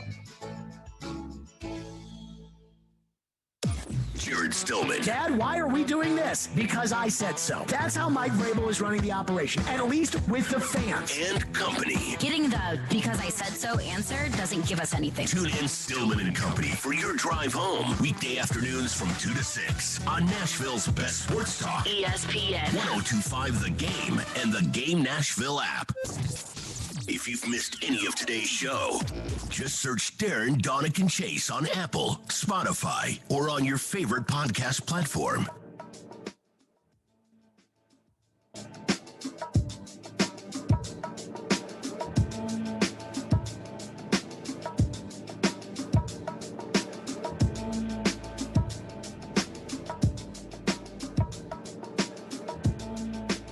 Don't forget, on Friday, we'll give away some free beer. Yeah. Who doesn't love that? Great way to go into the weekend. All you have to do is listen to our show. We'll give you a chance to call in and answer a question, and a $25 gift card will be awarded to the correct answer from Bavarian Beer House. That's located at Opry Mills Mall. So be listening on Friday. Well, we've had some really, really good conversations today. Jim Wyatt in the first hour, Herm Edwards, second hour. Just heard Sean Salisbury. We'll have Chris Mason, a weekly chat with him coming up in about 10 minutes. Back here on Darren, Daunic, and Chase. And it is still kind of baffling to think about that. The awful season that Houston had, and you would think, well, at least when you come away with an awful season, you get rewarded with high draft picks. Not the case. Not the case at all. Thanks, Bill. Third round pick. They have got to wait 66 picks. That's my guy. Before they make their first pick of the draft. Yeah, do you think there are people walking around that building going, either cussing his name or doing like I did, sarcastically going, "Hey, thanks, Bill, appreciate it." We should have asked Sean, are you guys even doing any draft coverage on Thursday? Like, what's the point? Yeah, like you're right. What are you going to do? Trade? Who are you going to trade to get a first-round pick? But look, if you can't get one for DeAndre Hopkins, good luck. Yeah. Good luck. You couldn't even get one for Watson right now. That's what's crazy. No. You do wonder, like, teams would be like, you're going to have to give me a first-round pick. I was going to say, do you think, like, everything is just gone absolutely quiet on that front? Like, they don't even receive a call about Watson? Got to. Yeah, I suspect. Which, the answer would have to always be like, I got to see how this plays out. Yeah. Because I think it was Tim yesterday said, where this is at is it could be he's your starter week one. It could be that he never plays another down in the NFL. That's where it is right now. You just simply don't know. And so if I'm another GM, I'm not touching it. Those two scenarios are probably not. Like, I'd be really surprised if it's one or the other. It's somewhere in between, but the uncertainty, the other part of it is some of the teams that might have been most interested at one point in making the trade have moved on and gone a different route, like Carolina, right? They were going after him, and they said, you know what, we got to put this on the shelf. Let's go elsewhere. And they did the Sam Darnold thing. So they've made their plans. So there's less people out there. Just because time marches forward, they've had to make a plan that doesn't involve him. So I wonder if he'll just end up back there paying some sort of price, whether it's a handful of games. I don't know what that number would be, but he's got nowhere else to go. So he's got to rethink his whole standoff. Get me out of here thing. So, you know what? I got to go back and make some value for myself. He's under contract. Yeah.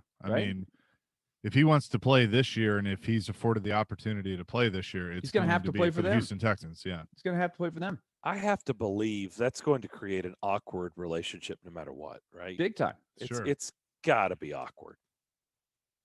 Well, and that's the other thing. There's no way around it being really, really awkward. And part of it will be up to him. And he does have the ability, PR-wise, to, if he has got a good team of people around him, he's a guy that I think will have a lot to do with how he repairs his image from whatever the consequences are. I think he'll have everything to do with it. It's going to be up he's going to to him. have to say, I made a big mistake. I think part of that, he's going to have to admit wrongdoing somewhere here, right? And I think you will get forgiven in time if you handle it as well as you can possibly handle it, especially if you pay a price. I was reading during the break. But that time will come. We're not to that point yet. No. I was reading during the break that evidently Jacksonville's been getting offers for the number one pick. I don't see. They're not moving off number one. No way. Are you kidding me? That like somebody's bored. It would take somebody who has to put together another week of draft coverage is bored. It would have to be just. I don't think there is a price. No, honestly, I don't either. There is a price, but nobody's willing to pay that price. But I mean, I don't know. Maybe they're feeler calls. I don't know. I don't know how all that works. Like I said, I would love, I'm just not going to take the Kevin Costner movie as that's the way it goes on draft day.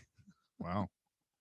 I'm going to say that's draft day. That was a bad reference. Movie. It was a bad movie. It was awful. It was an awful movie. I was embarrassed watching it. I really was. It was one of those that it was so bad that I still had to sit there and I just couldn't look away. I went to the movies and watched it. I was so excited. Did you really? Yes. And I sat there going, oh my gosh, what did I do? Yeah, you can't get that. And I'm not one to leave the movies. Sometimes people just get up and leave, and I'm not one to do that. I'm not either. I wanted to see it through, and I regretted it even more seeing it through. But I was just like, you've got to be kidding me. This is embarrassing. It's embarrassingly bad. So I would love to really see what goes on. I'm just not going to, take it as draft day was how that plays out, because I thought it was a joke of a movie. But I would love to know how these things really work behind the scenes. Man, I'd love to see it in action. Just hear really what real phone calls are like. Sure. If that really happened. I mean, I'm not saying it didn't. I mean, if people were reporting that, they're getting it from somewhere. I would love to hear that. It's Trent Baalke, right? He's the new GM in Jacksonville. I would love to be on the other end, just with the phone to my ear, just being able to listen. Would you and hear what people were saying? Hey, Trent, hey. What do you think? Yeah, well, are you guys, you're for sure you want to stay at 1? Well, what if? I would love to know what if. What is the what if? What do they say?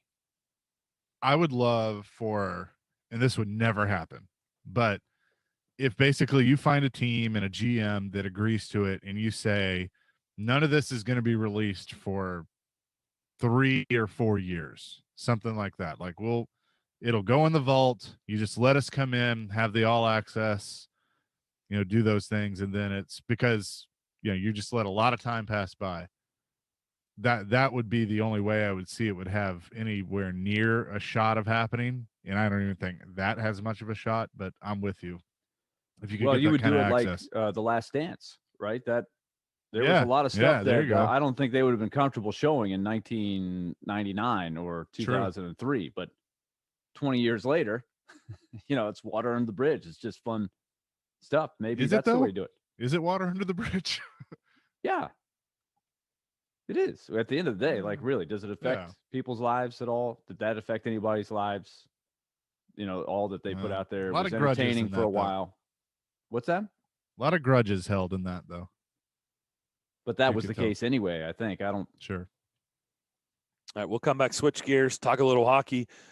We'll see Mace next on ESPN 102.5 The Game. This hour of Darren, Daunic, and Chase brought to you by Train. Get a great deal this spring on a new Train heating and cooling system. At Train, they test so it runs. Visit traininfo.com to find your local dealer and learn more. It's hard to stop a train. Predators come back 2-on-1. The shot of the score. Victor Arvidsson makes it 5-1. Victor Arvidsson and the Preds invade the Windy City for another big showdown with the Blackhawks. Pre-game at 5. Face-off at 6. On Smashville's best sports talk, ESPN 102.5 The Game and the Game Nashville app. ElectronicExpress.com. We make it happen. Do you hear My Computer Career ads and think, I don't know anything about computers? Well, you don't have to. Before starting, many graduates could turn a computer on and off, and that's it. And now they're IT pros. You could do it too. Go to mycomputercareer.edu and take the free career evaluation. You could start your new life in as little as 4 months. Grants covering up to 53% of the cost are available to those who qualify. It's not rocket science. It's My Computer Career. Pro Golf is back in Nashville. Mark your calendar for the Simmons Bank Open May 6th through the 9th. You can see the next wave of PGA Tour stars, plus there'll be fun music events and amazing food. Be a volunteer and get a behind-the-scenes look at the daily operation of a PGA Tour event. To volunteer or to purchase tickets, go to SimmonsBankOpen.com. All military veterans, first responders, and healthcare workers will be admitted free. The Simmons Bank Open helps raise funds for the Snedeker Foundation. Go to SimmonsBankOpen.com for tickets and event information.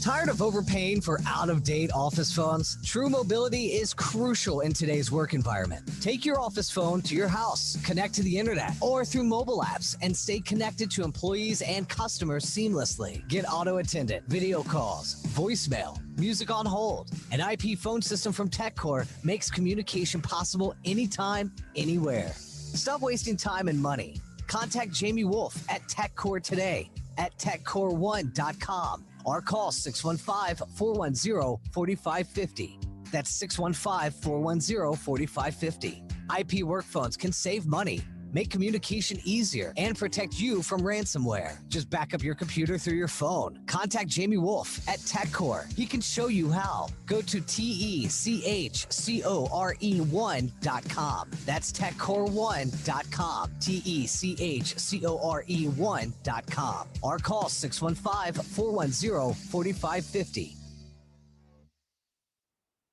At the Tennessee Men's Clinic, we talk to men about sexual health issues all the time. And the one thing we hear often is how erectile dysfunction often makes bedroom performance both a disappointing and intimidating experience for a man and his partner. If you're over 50, what I just described could very well be happening to you. ED is a performance destroyer. It ruins your confidence and makes what should be a wonderful time of intimacy both stressful and unfulfilling. If this is a problem in your life, the Tennessee Men's Clinic can likely change your situation dramatically. And I say this with confidence because the Tennessee Men's Clinic has helped thousands of men with treatments that have success rates as high as 90%. In fact, many patients are performing like they haven't in years. So make an appointment today. For just $99, you'll get a consult, blood work, and if medically advised, a test dose. And if that test dose doesn't work in the office, your visit is free. Call today, 615-208-9090, or go to TennesseeMen'sClinic.com. Contact your doctor if an erection lasts more than 4 hours. Visit our website to learn more, including side effects, treatments, extra results vary. Boom Boss Craft Pizza and Tap House in East Nashville is now open and back with their award-winning pizza. Try out Medium Mondays with BOGO deals on all medium pizzas. Tap It Tuesday with $2 select pints and kids eat free. Wine Down Wednesdays with half-price Asiago cheese bread and bottles of wine. They've even got half-price Bloody Marys and mimosas from 11 a.m. to 2 p.m. on Saturday and Sunday. And don't forget about their daily late-night happy hour from 9 p.m. to close. Boom Boss Craft Pizza and Tap House. Pizza, beer, sports. We'll see you there, Nashville. Nashville's best sports talk, locally owned, home of our Nashville Predators. WPRT-FM Pegram, 97.5 Murfreesboro, WBUZ-HD2 Laverne, online at thegamenashville.com. We are ESPN 102.5 The Game. Live from the Wholesaling Studios, powered by RumbleOn.com. It's time for Darren, Daunic, and Chase. With hosts Darren McFarland, Willie Daunic, and Chase McCabe. On Nashville's best sports talk. ESPN 102.5 The Game.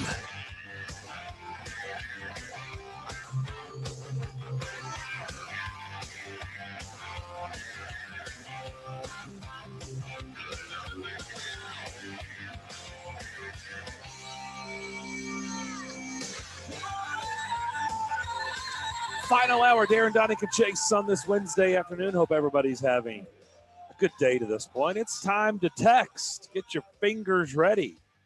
You know we've teamed up with T-Mobile. Give you a hockey home gating party. Got a chance for you to enter and win a Dos Equis prize pack, which includes a case of beer, dessert from Nothing Bundt Cakes, a T-Mobile prize pack, and food provided by 312 Pizza Company in Germantown. You must be 21 years of age or older to enter. And all you have to do is text in this word, Preds. Text the word Preds. 615-737-1025. 737-1025. That is our text line, driven by WilsonCountyHyundai.com. Text the word Preds. You have a chance to enter and a chance to win. How about that? All right, keep 'em Easy coming. as that. Yeah, I'll tell you what, everybody's done an awesome job on the text line. Anytime we've given them a keyword, whether it's for golf, hockey home gating, I mean, the text line just blows up. So keep up the good work on that front. All right, let's talk a little bit about, looks like Chris is going to join us at the bottom of the hour. Game 48 of the Predators season tonight in Chicago at the United Center, just so you know. It's a little bit earlier start than normal. It is going to be a 6 o'clock hour time start. So they're going to drop the puck at 6 o'clock. You'll hear Pete Weber and Hal Gill on these airwaves. I will have pregame for you starting at 5 o'clock. and Willie will join me in the first segment. So we'll break down this game coming up at 5. But the Predators are 6-0 versus the Blackhawks this season. And so let's start there. Why have the Predators, in your guys' opinion, why have they had this type of success against Chicago this year? I think you have to separate it from the first couple meetings when both teams were trying to figure themselves out.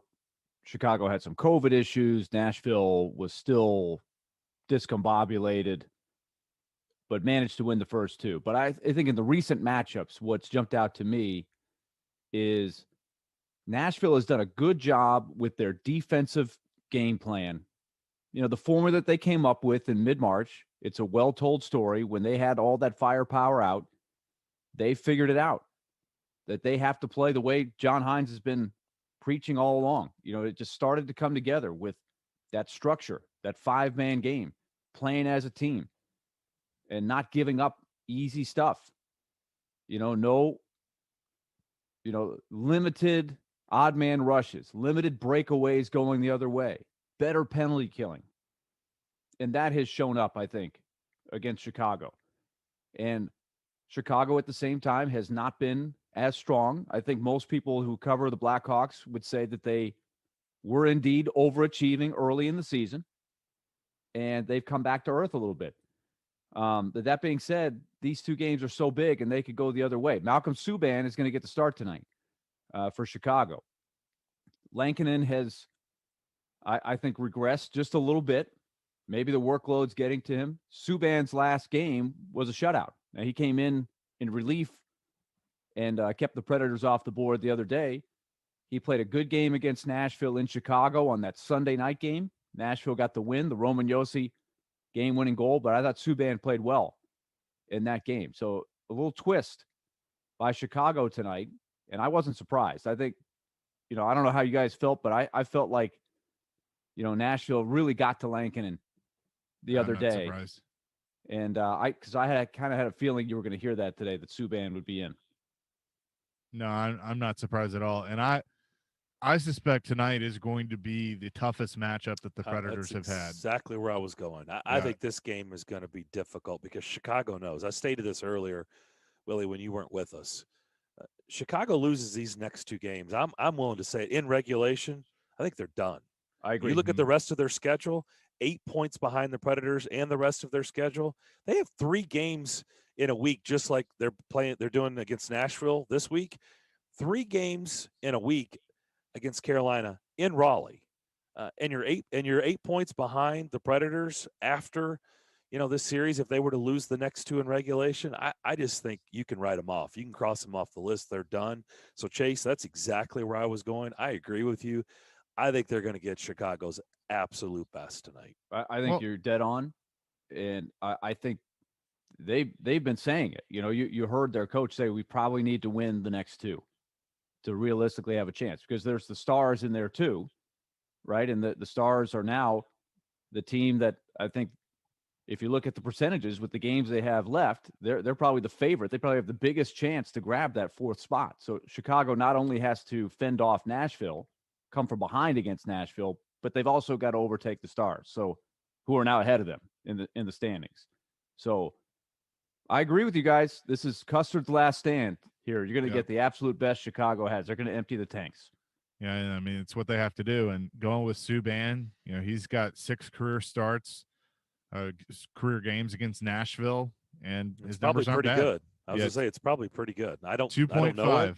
2.50 GAA and a 925 save percentage. Yeah, what's his record? 925. His very first one was when his brother PK was playing for Nashville. It was the first year of the Golden Knights. It was here. Right. Mm-hmm. Was it? And I can remember Big Carl. It was. I think it was an overtime win for Vegas. For Vegas. Yep. And I remember Big Carl. He put the Vegas jersey on. I was like, Carl, what are you doing? He goes, didn't we have him on the show? I don't know if we had him on that day. We had him on the show for sure a couple of times. Remember, he wrote his book. We had a great conversation with him. Interesting guy. But he was like, PK's done a lot in this league. This is Malcolm's big chance. I got to go with Malcolm on this one.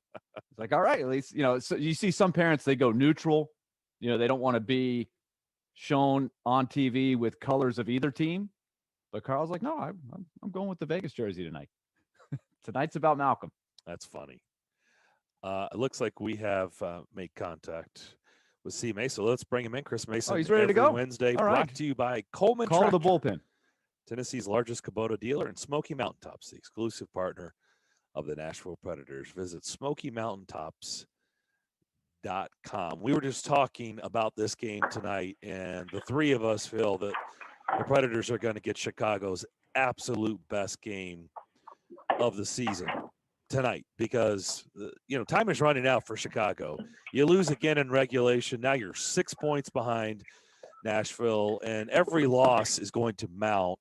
And I've said it. If they lose these next two games in regulation, I feel pretty comfortable. You can cross the Blackhawks off the list. So with that being said, I think tonight they're going to come out, with every guns a-blazing. Do you agree? I absolutely agree. I mean, that's the – I guess I think the danger, Willie and I were talking about this on the broadcast, of the messaging, Carlton just talking about, hey, we're playing with house money and all this kind of stuff. I know what it does. It takes the pressure off the younger players and just their team just to not put that added pressure. But I think you got to have it. I mean, to me, that was the difference in that last hockey game. The Predators have been playing desperate hockey.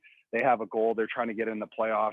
That's all that matters to them. They're not, you don't play games right now thinking about the future from an organizational standpoint. I think you can, but this game's going to have a different feel to it. I felt leading into that one. I didn't love that. I did for the Predators, but I didn't love that, that type of, that choice of messaging out of the Chicago's room, because I think you clearly saw Nashville as a better team and they wanted it more, and they dominated. Chicago had a little bit of pushback, but if you're a player, you want this game to count. You don't want the game next year or 2 years from now to be the game you're kind of thinking about. But having said that, I think this game, this is the one that, as you said, D-Mac, I think this is Chicago's. If I'm them right now in that room, say, guys, this is our season. Yep. This is our group right now, and if we don't win this one game, putting that pressure on this game, that's the game. It is the game. They have to have that. Otherwise, it's going to be tough sledding for them trying to catch Nashville and Dallas. Yeah, I want to pause this conversation for just a second and just get your take on 1768. I mean, it's just amazing. Hal, on post game on Monday night, said that he played against Patrick Marleau at the beginning of his career. I mean, he started right away. By the way, he was the second pick overall, and he was thrust in the lineup right out of the gates. And Hal said he knew right away, like this. Oh, there's something special there right out of the gates. One, what do you think of an accomplishment like that, breaking an almost 60-year-old record by Gordie Howe? And two, what can you add to the conversation about what Marleau's done? Well, first of all, I played against him in junior, so I was well aware of what he was capable of at that level, and it was pretty special. And when you're in junior and you get to know what guys are like through other guys that or have played with, and everybody that ever spoke of Patrick Marleau, there was, obviously the skill was all you had to do is watch him, but it's all the other intangibles that help you get to that point. You've got to be, a great character person, a great leader, a great teammate. You have to have success. You have to have health, all these intangibles that go into something that amazing. And, when you're sitting there, and I saw the interview of him, they asked him was, how do you keep going to the rink every day? And he got choked up. He got choked up, and he said, because I love it. And, something along the lines, there's nothing else like it. And you have to have that love, that undying love and passion and fire for the game, because I know going through it, as you get older, some guys it's easier than others, but it takes a lot more preparation, a lot more work, a lot more discipline, a lot more commitment to be able to keep yourself at the level that he's been at. And he's such a natural skater, and he's a gifted player, obviously, but to maintain that level of play and to do it for that long and to be that healthy is just, it's a very special record. And obviously major congratulations to him. And he's a very great guy. I've met him a few times, and, to have the reputation that he has off the ice is just as good as the one he has on the ice. Let me just say this, that moment now that you've been on this side for a good while, and I know you and Willie have had people in the booth and you interview them during the course of the game or intermissions or what have you. over the years. And I doubt you've probably had somebody break down with your interviews, but we've experienced that before. And I don't know if Willie and Chase thought about it, but I did, just because you do it for long enough and you've been in those spots before. It is not easy on knowing what to do, because there was a good amount of awkward silence, right? As he's losing it, and you don't want to jump as a broadcaster. You don't want to jump in there. You need to let the moment, but it's hard. It's a tough balance. I thought they did. I don't know who was interviewing him at the time, but I thought they did a good job, because they let the moment play out, even though it's tough not to jump in there because you're not sure what to do in that moment. I thought they did. Whoever was interviewing him, I thought they did a good job. That was my broadcasting 2 cents. Broadcasting 101. I think it was Drew Remenda. Okay. I think if I remember correctly, but I agree with you. I mean, you go to broadcasting, and you guys talk about sports every day. We talk about hockey every day, but those are the special moments that you might get once in a lifetime, as a broadcaster, or watching a sporting event. Like we've done, I don't know how many games, how many playoff games, and I'll never forget the Karahammer interview with Pekka Arena after that, that one game. And, those are special moments. And those, I think, to actually see people that you don't really ever get to see express emotion like that, they're pretty, for the most part, composed, calculated, robotic to some extent. And you don't see a lot of that. So when you see it, I get choked up for that, because, you can relate to that. And at the end of the day, everyone's a human being. And that was really cool to see that. Now back to the Predators. And I know it's very simplistic to say this, because everybody can see it. And I know John Hines is not going to make the excuse. That's what head coaches do. That's next man up mentality. But it is crystal clear, and it is glaring, the difference of the power play without Forsberg and Tolvanen, and how vitally important it is. I know Tolvanen's been moved to day, and maybe Forsberg is getting closer, but wow, it would be quite a boost, because that thing was humming along at a pretty good clip with those two in there, and it's gone quiet since they disappeared from the lineup. Yeah, just look at Tampa Bay. They come in here, they have almost the same power play, except they don't have Stamkos. It's different. You're just not as much of a threat. Are there ways to score and get the job done? Yeah, to a certain extent. But if everyone could score goals and was that type of player, it wouldn't be hard. But that's not the case. You got two guys on each side, on the wings, on those flanks, and they have a skill set like no one else on your team.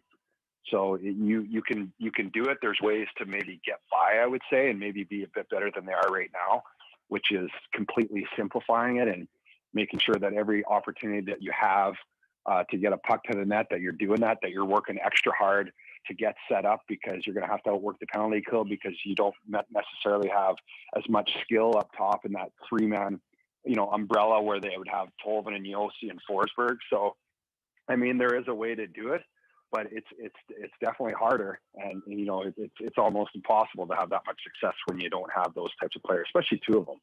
Like I looked at Tampa's power play, like I said, and wasn't even close to the same without Stamkos. And that was one player. He's a great player, but you see my point. I think when you miss a piece like that, let alone two pieces, it's going to affect the success of your power play unit. Chris Mason is with us. Predators getting a chance to play Chicago tonight and Friday, the final two regular season matchups between these two teams. So Mace, we spent a lot of time visualizing what it was going to look like when Matt Duchene got back in there. So give us your thoughts on his first two games. I've been impressed. I'll tell you what, the way this game was going before, I didn't really, love his game. I knew he was getting chances, a little snake bitten a lot. So he was getting chances, but just I feel like the buy-ins there, and I know it gets frustrating for a goal scorer, someone that, is dependent on to score goals and they're not scoring. And I guess, as the longer it goes, you can tell the body language, the frustration. And I think not only Matt Duchene, but I think a lot of the guys had that, when they were playing at the beginning of the year. And now he comes into this situation, he's had the opportunity to watch and to get healthy and to, clear the mechanism, kind of recenter, refocus. his train of thought. And I thought he came out and I thought he played hard. He went to the battle areas. He was getting, he was laying the body. I thought maybe before he was kind of, skating by checks a little bit, turning off instead of going right into the battle. And I look at his goal. He was right in front of the net. He wasn't off to the side of the net. He went to that hard area. He's getting some chances. They're playing well together with Cousins and Holla. I've really, really liked his game since he's been back. I think that line has actually been really good in there.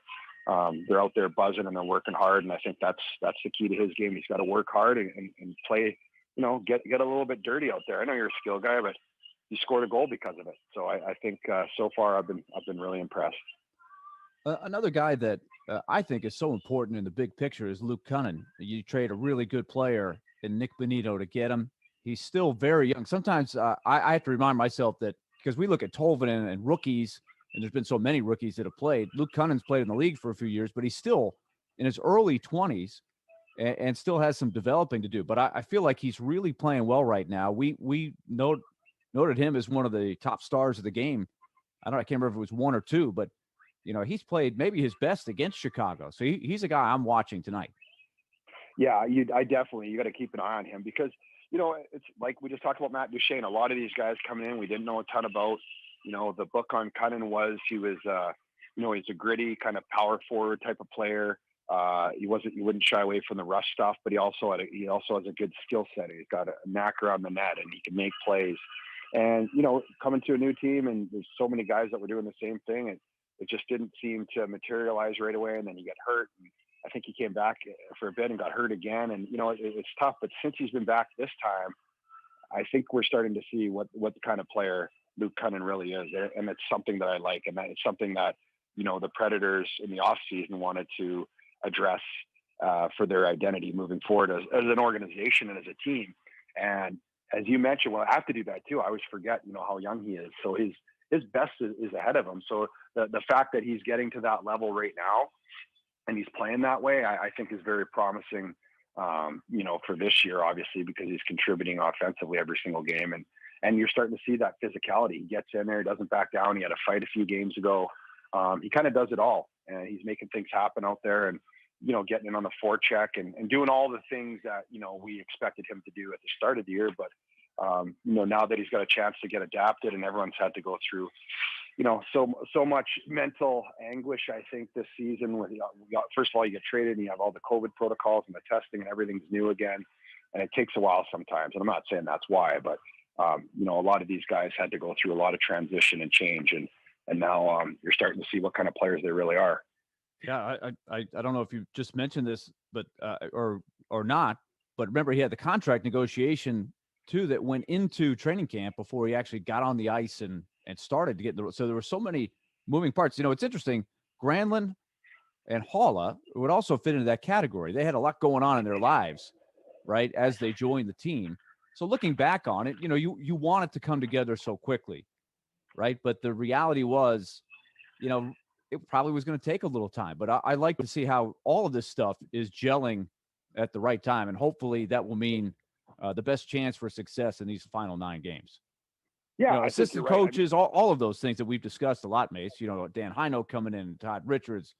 Kyle Granlund had the immigration issue. Eric Holla had a baby right before. There was just so many things that got the season off to a challenging start. For sure. I mean, all those things, they go into it. And there's no time, I think, in the season where you're as optimistic about the season as before you've even played one game, right? You're looking at the roster, like, oh, this guy, we got this guy. And he's like, oh, look at this highlight reel. You go through all the things and, you're so excited. You got, Dan Heine, you got a new coach, Todd Richards, all this kind of stuff. You're right, exactly right. But the fact of the matter is it takes time. Like these guys are going through a lot. The coaches, you have to find your spot in the locker room, your role on the team, your role as a coach, and all these things are happening, simultaneously, and you're trying to make it work and win hockey games. And there's just a lot going on. So to me, I honestly, I think this year's been just a phenomenal story because you have those expectations, they get crushed like right away. We were talking about, we're like, oh man, this sucks. We're going to be out of, we're going to trade this guy, this guy, this guy. We're going to be out of the playoffs. Now it's like every game matters. It's the best. These guys turn the season around.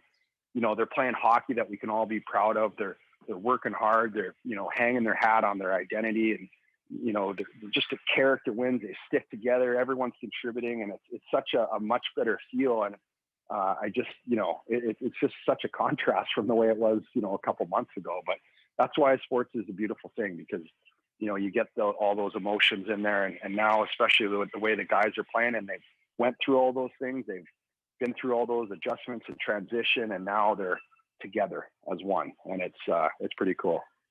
We're talking to Chris Mason, former Predators goaltender, and now, of course, Willie's partner in the TV booth, joins us every Wednesday at 1:00. So we mentioned earlier about the possibility of Tolvanen being able to come back. Brad Richardson is another one that is now day-to-day, and unfortunately, we haven't really gotten to see a whole lot of him this year because of the injuries that he's been battling.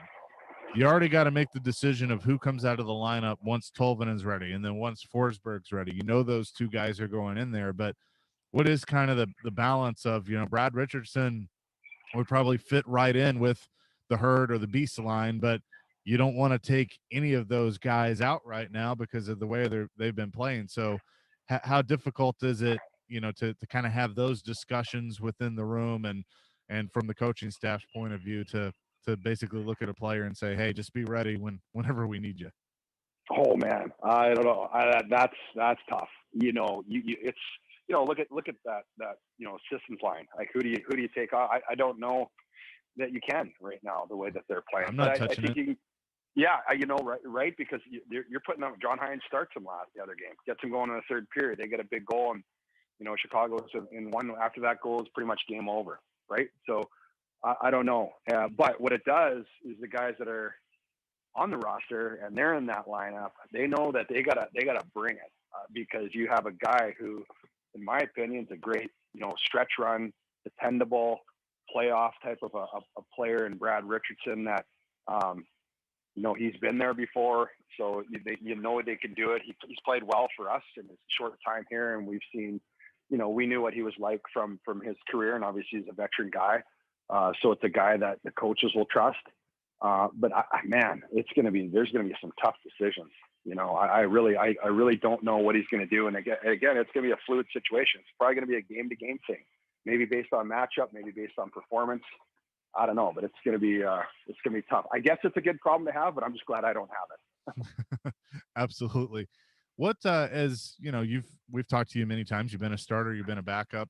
UC is playing so well right now that, you ride the hot hand, as they say. They do have one more back-to-back with Florida coming up next week. You assume that Pecorine is going to get one of those, but what is he doing to stay ready, knowing that he may have one, possibly two more starts left in the regular season? It's hard. I started my career in the NHL as a backup, and I would prepare every single game. I think, I can't remember, I didn't play that much my first full year. I was behind Thomas Vokoun, but even so, because I just finally got to the National Hockey League, every single practice I would treat it like a game, exactly like a game. I'd prepare exactly the same way. And it was, it was taxing and it took a lot out of me, but I thought, in terms of all that mental prep and the same, routine and all that, but I thought, this is my chance. If I am ever going to get the chance to play in the National Hockey League, I have to be ready. Fast forward years later, I, had an opportunity to start. I was older, and then I go back to being the backup. It was a different mindset. It was way more challenging to do that. Peck has been a starter pretty much his whole career, aside from when he first came in. I know last year was tougher for him, and I think this year you can see he just looks lighter, not in terms of weight, just more of that stress and maybe just accepting, kind of where he is in the universe, I guess. And but he knows right now that, like you said, he may have one or two or three or starts or whatever the situation, or you never know. You just never know. But he's a professional, and this is a guy that he doesn't go out there and take it easy in practice and joke around with the guys and just have a light practice. He goes out there and he works his butt off every single day. He's one of the hardest workers I ever played with, and he was playing every single game. He would come out and practice. A lot of guys in the league would go out when they're starting all the time. They just, get a sweat on, just kind of stand there, feel the puck, and then they're off. That's not Pekka, and that'll never be him. So he'll go and probably approach it the same way he always does, and practice as hard as he can and try to recreate as many game-like situations for when he does get that opportunity, because who knows, he knows the game he plays could be the one that gets him in the playoffs. So I have no doubt that he's doing whatever it takes to be ready. Well, we will see for sure how it all shakes out tonight. Going to be a good one. Going to be maybe one of the toughest games, if not the toughest of the year, against Chicago. Mace, appreciate it as always. We'll do it again next week. All right. Thanks, guys. Have a great day. He is Chris Mason, joins us every Wednesday at 1 o'clock. We'll have much more to talk about with that when we come back. But first, it is my time to tell you about BetMGM. Spring is showtime at BetMGM. Baseball is back, and as the weather warms up, the hockey and basketball action, well, it's getting even hotter. It's the perfect time to take a shot on an easy 100 from the king of sportsbooks. Sign up today using the code 1025GAME100 and win $100 in free bets when you place a $1 moneyline wager on the Grizzlies or the Clippers. And if either team hits a 3, you win, regardless of your bet's outcome. No matter what your favorite sport is, BetMGM is always at your fingertips with innovative parlay selection builders, daily promotions, boosted odds specials, and much more. Download the app or go to BetMGM.com. Use that code 1025GAME100 to win $100 in free bets when you wager just $1 on the Grizzlies or the Clippers to hit a 3. New customer offer, paid in free bets. You must be 21 years or older, must be in Tennessee. Visit BetMGM.com for a full list of terms and conditions. For problem gambling support, call the Tennessee Red Line at 800-889-9789. It's game day in Smashville. His shot, he scores! Matthias Eckel! The Preds and Hawks are back at it in the Windy City. It's nice to see the guys continue to work at our game to get better and find ways to score. Pre-game coverage begins at 5 on Smashville's best sports talk. ESPN 1025 The Game and the Game Nashville app. Tune in every Wednesday at 4:30 p.m. for Nashville's own Jason Fitz with Jarrett Stillman and company. Fitz started his sports talk career right here on 1025 The Game, and now he anchors shows for ESPN. Jason Fitz is brought to you by Blood Assurance. Give blood, give local, give life. Tune in to ESPN 1025 The Game every Tuesday afternoon at 4:30 for ESPN's Trevor Matich, joining me, Jared Stillman, on Stillman & Company, as we dive deep into the college football world and all the latest from the SEC. It's all brought to you by Houston Clinic Orthopedics, when experience matters. All aboard the Mayday Express. Bavarian Beer House is hosting a May 1st Mayday train excursion that loops through Middle Tennessee. Enjoy live folk music and the festively decorated train cars while you eat and drink delicious German food and beer. More info and tickets at beerhousenashville.com. At Founders Brewing, we asked ourselves, what if we brewed a beer perfect for any occasion? A beer that makes a weekday feel more like the weekend, and the weekend feel more like an adventure. What if we celebrated taste and flavor and life's simple pleasures? And what if we brewed a beer that could go where you go without slowing you down? What if? Chase your what if with Founders All Day IPA. Low ABV and full flavor that goes where you go. Visit foundersbrewing.com to find All Day IPA. Homeowners, if your mortgage rate starts with a 3, you can save a ton of money with Loan Pronto's zero-cost refi. Hey, it's Willie Daunic. You got to check out Loan Pronto. LoanPronto.com. It's all new here with an all-digital platform. They make home mortgage refinancing fast and easy with super low rates and zero closing costs. You can end up with a lower house payment with no cash out of your pocket. It's incredible. Loan Pronto makes it easy. They can close in 3 to 4 weeks with no paperwork and no big bank hassle. Loan Pronto can cover all your closing costs. No points, no attorney fees. In fact, most Loan Pronto refis don't even require an appraisal. So call now and ask about the Loan Pronto zero-cost refi. 615-499-5780. Do it now and even skip your next 2 house payments. Call Loan Pronto. 615-499-5780 or loanpronto.com. Equal housing lender. NMLS 1661781. Subject to lender approval. No cash refi not available on all loans. Tune in every Wednesday at 4:30 p.m. for Nashville's own Jason Fitz with Jarrett Stillman and company. Fitz started his sports talk career right here on 1025 The Game, and now he anchors shows for ESPN. Jason Fitz is brought to you by Blood Assurance. Give blood, give local, give life. The Wednesday Night Hockey Block. That'll get you jacked up. Smashville Live at 6. I tried a mustache and then scored right away. Slapshot Radio at 7. The runway is so incredibly short right now. Penalty Box Radio at 8. That's impressive. It's not like it was a weird bounce or a deflection. The Wednesday Night Hockey Block. Only on Smashville's best sports talk. ESPN 1025 The Game and the Game Nashville app. Hey, Nashville, this is Paul Feinbaum, and you're listening to Nashville's best sports talk, ESPN 1025 The Game.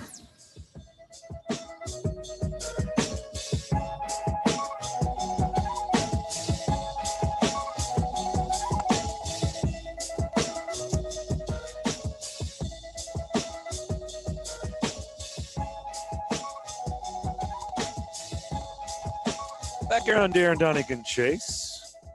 And a fun show today. Sure, I've covered a lot of ground. It's pretty interesting when we brought up Eddie George to Herm Edwards. And he told us that he spoke to Eddie George yesterday. That was a good little nugget. That's a great nugget. If I'm Eddie George, that's a great person. He would be on my top 3 speed dial of people that I would call, right? And just Speed bounce dial stuff still off exists. of. What a great idea that was. I don't know. For Eddie, I don't, but that's a smart move. That tells me how much, and this is not surprising at all, that Eddie is thinking about, who do I talk to help me get through this? I think you worded the question, Chase, about, what could you not know? That's a great way to find out what you don't know. Talk to some coaches who have been through it, people you respect. I'll guarantee you there's some other guys. We know how close Jeff Fisher has been. I'm thinking Tony Dungy. I'm thinking other guys. I mean, there's so many people that would drop everything they're doing to help Eddie George through this. Mike Vrabel. Right? All kinds of people. No question. And he said that in his press conference that he's talked to Mike Tomlin. Jeff Fisher, Mike Tomlin.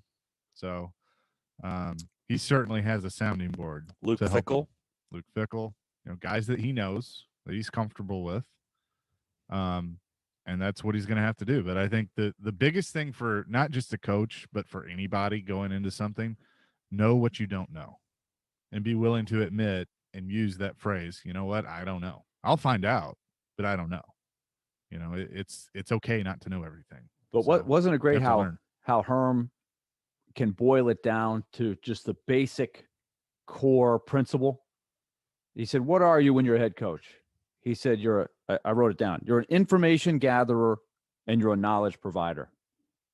I mean, he used 4 words and I'm like, boom, the light went on. I was like, I got it. That makes sense to me. Like you can put it on a bumper sticker, right? But when you can simplify important things down to the core, I think it helps you just grasp it. Because it's easy to get into this whirlwind. How do I do this? I got this. I got to deal with the parents. I got to deal with the fundraising. What about the facilities? What about all these things? But if you can just get it down to the core, right? I think that helps you deal with all of the things that we do know he's going to have to deal with, right? Just looking at my Twitter feed during the break, I saw a Tennessee State fundraising social media campaign that's on there. That's great. That tells me there's one arm of what is going to need to happen for this to be successful is in motion. So that's a good thing, right? And there's so many layers to this.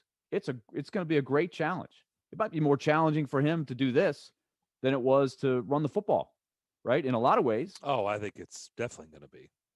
Certainly much more complex. What? Right? Definitely. There's no doubt. So he's going to need all the help he can get. And he can't do it all by himself, right? But I mean, this is such a great story. Like all of Nashville is going to be rooting for him, right? Who's not rooting for Eddie George to make this a home run for TSU? And that's another reason why you do it. You got the city behind you. Yeah, and I mean that's another from strictly a PR standpoint and trying to build the athletic department and the football program. That's why you do it, because you're going to get Nashville's attention and then beyond. Not just Nashville, but people are going to pay attention to what TSU has done. And, it's no slight to Rod Reed, but he's Eddie George. And that's another reason why you do it. I thought it was very interesting. Rarely do you hear coaches talk about their assistant coaches. And I kind of perked up. It was interesting to hear Herm Edwards, because it was along the same lines of, his discussion with Eddie is saying, you better know your assistant coaches better know how your philosophies, right? What you're bringing to the table, how you want things run. In other words, whenever he's like, you can't oversee everything. So they better know how you like to operate and what you're looking for from them and from the players before they all go off and break away into their separate meetings, because you can't be in 10 meetings at the same time. And I thought that was pretty interesting, because rarely you don't hear head coaches talk about, assistant coaches. Right. And I thought that was very interesting for him to say that you told Eddie, you better make sure your coaches know what you're about, right? What you're bringing to the table, how you want things done. And I don't think I really have heard head coaches go in depth about stuff like that. And I thought that was pretty interesting.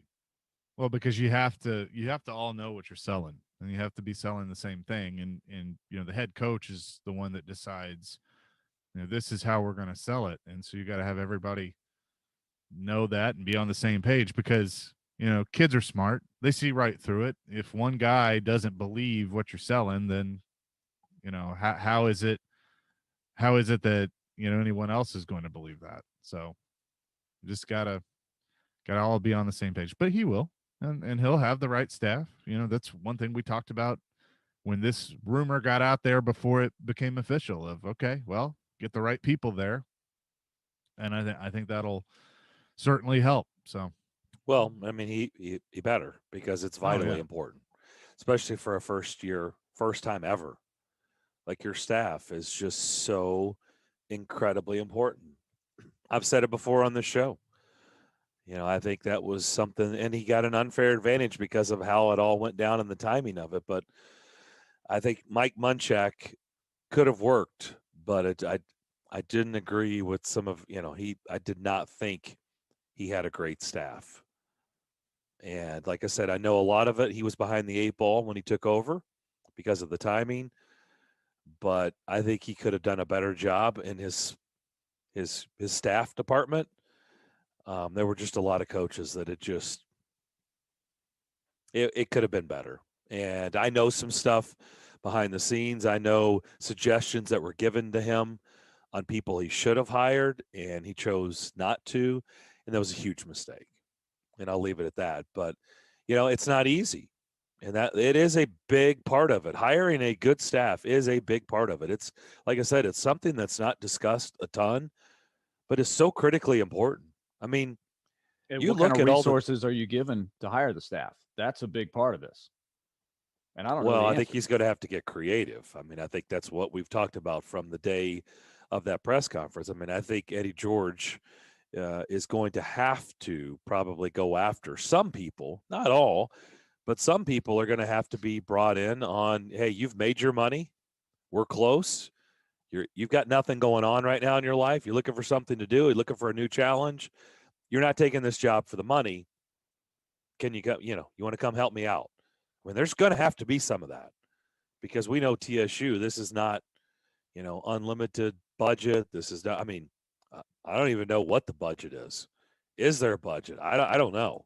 I don't know the answers to those, but I know that he's going to have to get creative. There's no doubt about that.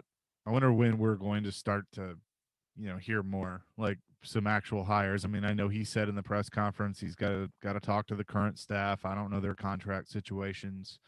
You got to go through all that stuff, but I do wonder if there's going to be some announcement soon, because he's got to move fast. I mean, that's kind of the bottom line of it all. I mean, Herm Edwards has done that at Arizona State. I mean, look at his staff. A lot of name value there. I mean, he's done that. Kevin Mawai, was he not on his staff? I mean, that's another thing. Right, guys that Eddie played with. Arizona State has quite a and they're Power 5. Right. They have a bigger budget than Tennessee State. Right. I understand, but Kevin Mawai didn't go to Arizona State for the paycheck. No, Kevin but I bet Mawai, he's getting paid more than what Eddie George can offer for certain jobs on that staff. That's basic, right? Yep. There's no doubt. No doubt. But I mean, that's just a hurdle you got to cross. He might have plenty of guys that will line up and do it in a creative way, and he's got to sift through and find the guys that might be willing to take a little bit less, or be a person on the rise, just getting started in coaching, right? That maybe doesn't have a family to feed yet. They're just eager. But how does Eddie George find those guys? That's the question. That's the challenge. See, when you hear Hugh Jackson's not coming here for a paycheck.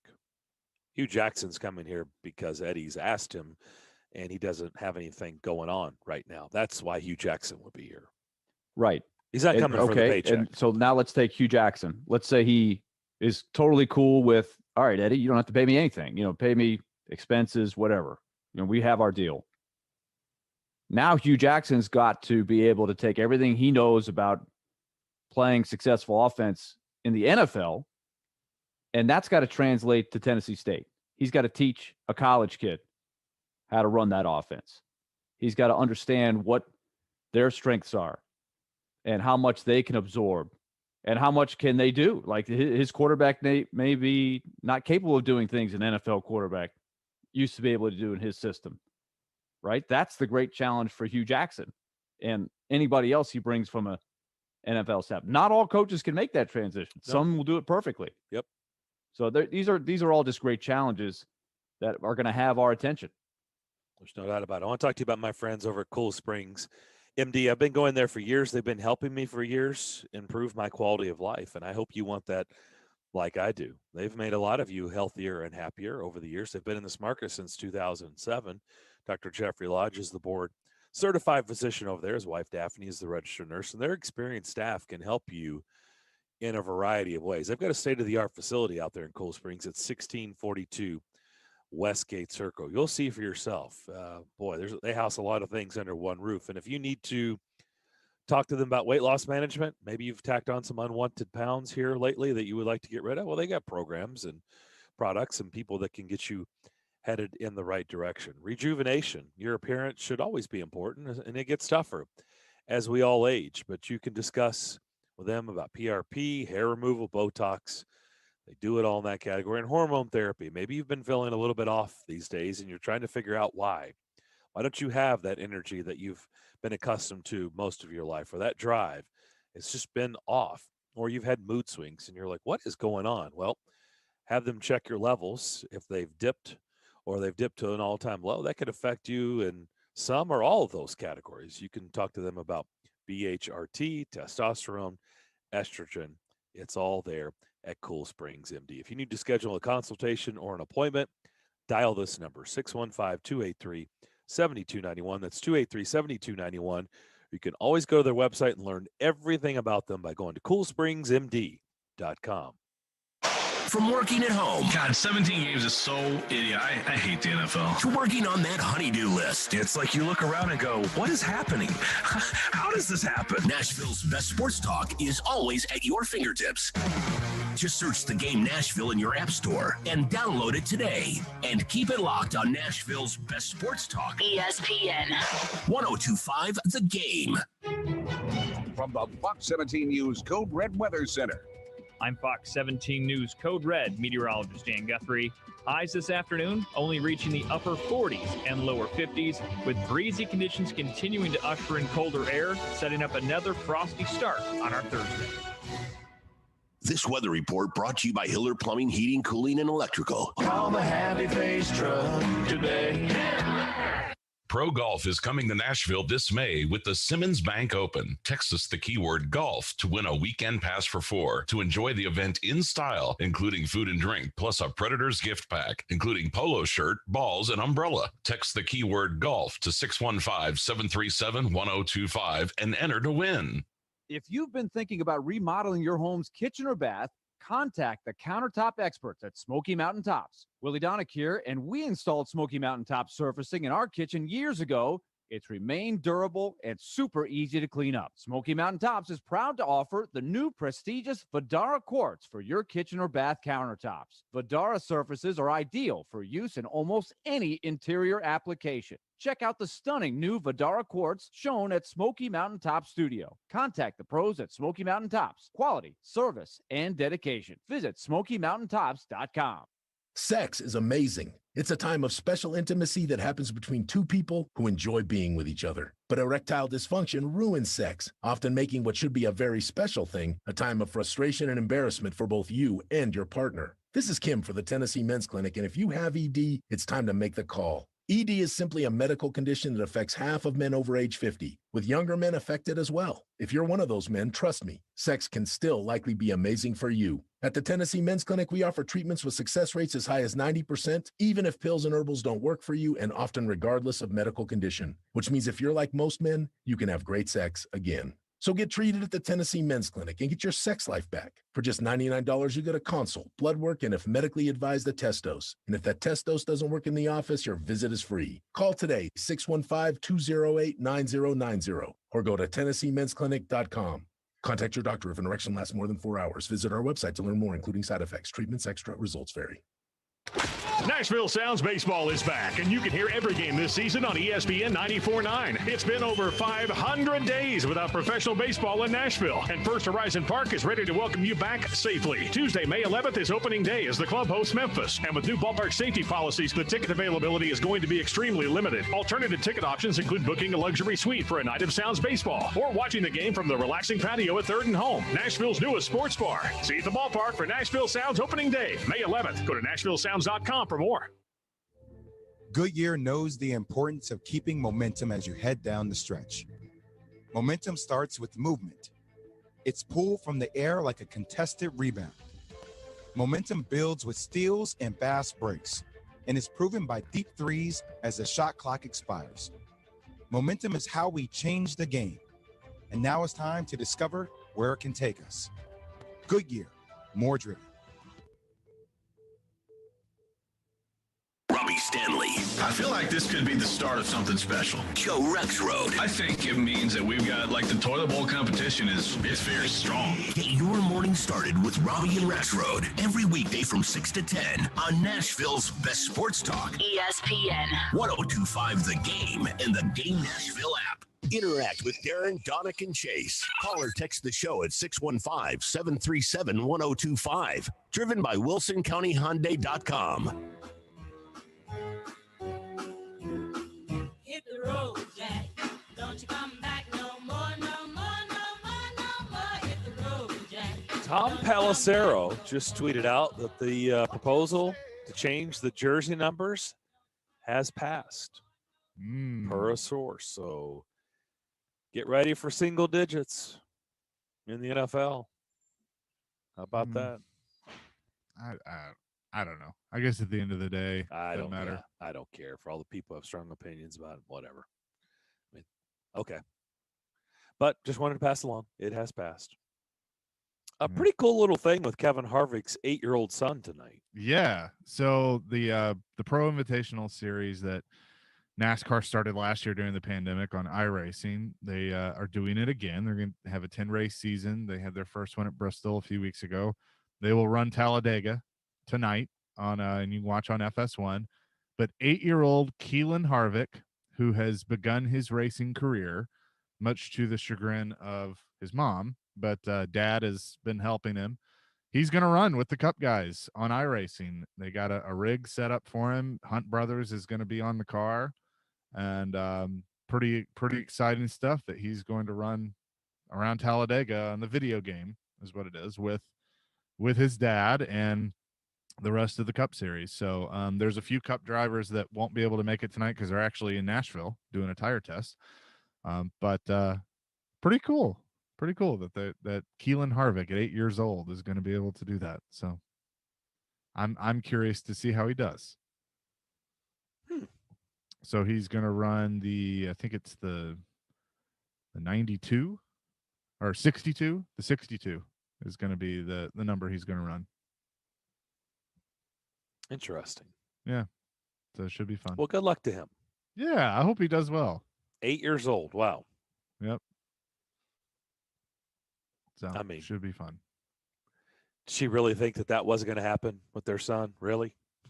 Growing up in that lifestyle? Come on. Well, so what's funny, if you follow Kevin or Delana Harvick on social media, they're very open about their family and share that with their fans. And so when Keelan was probably 3 or 4, Delana was out of town and Kevin posted a video and was like, "Mom's going to be so mad at me." And it was Keelan on a little go-kart and he was doing laps around the driveway. And now Piper, who is the little sister, the same thing just happened and Delana is about to kill her husband. So it begins. Yep, it does begin. Tonight it begins at 5 o'clock. That's when pregame will begin, right here on 102.5 The Game. Predators in Chicago to take on the Blackhawks. Puck drop at 6. It's on NBC Sports Network, so national TV stage. TV purposes, radio purposes, nothing changes. Willie will join me to begin pregame, so tune in at 5, and we'll talk about this big matchup tonight between the Blackhawks and the Preds. Have a great rest of your day. Continue to be safe. We want you back with us tomorrow morning at 10 o'clock. We will talk to you then.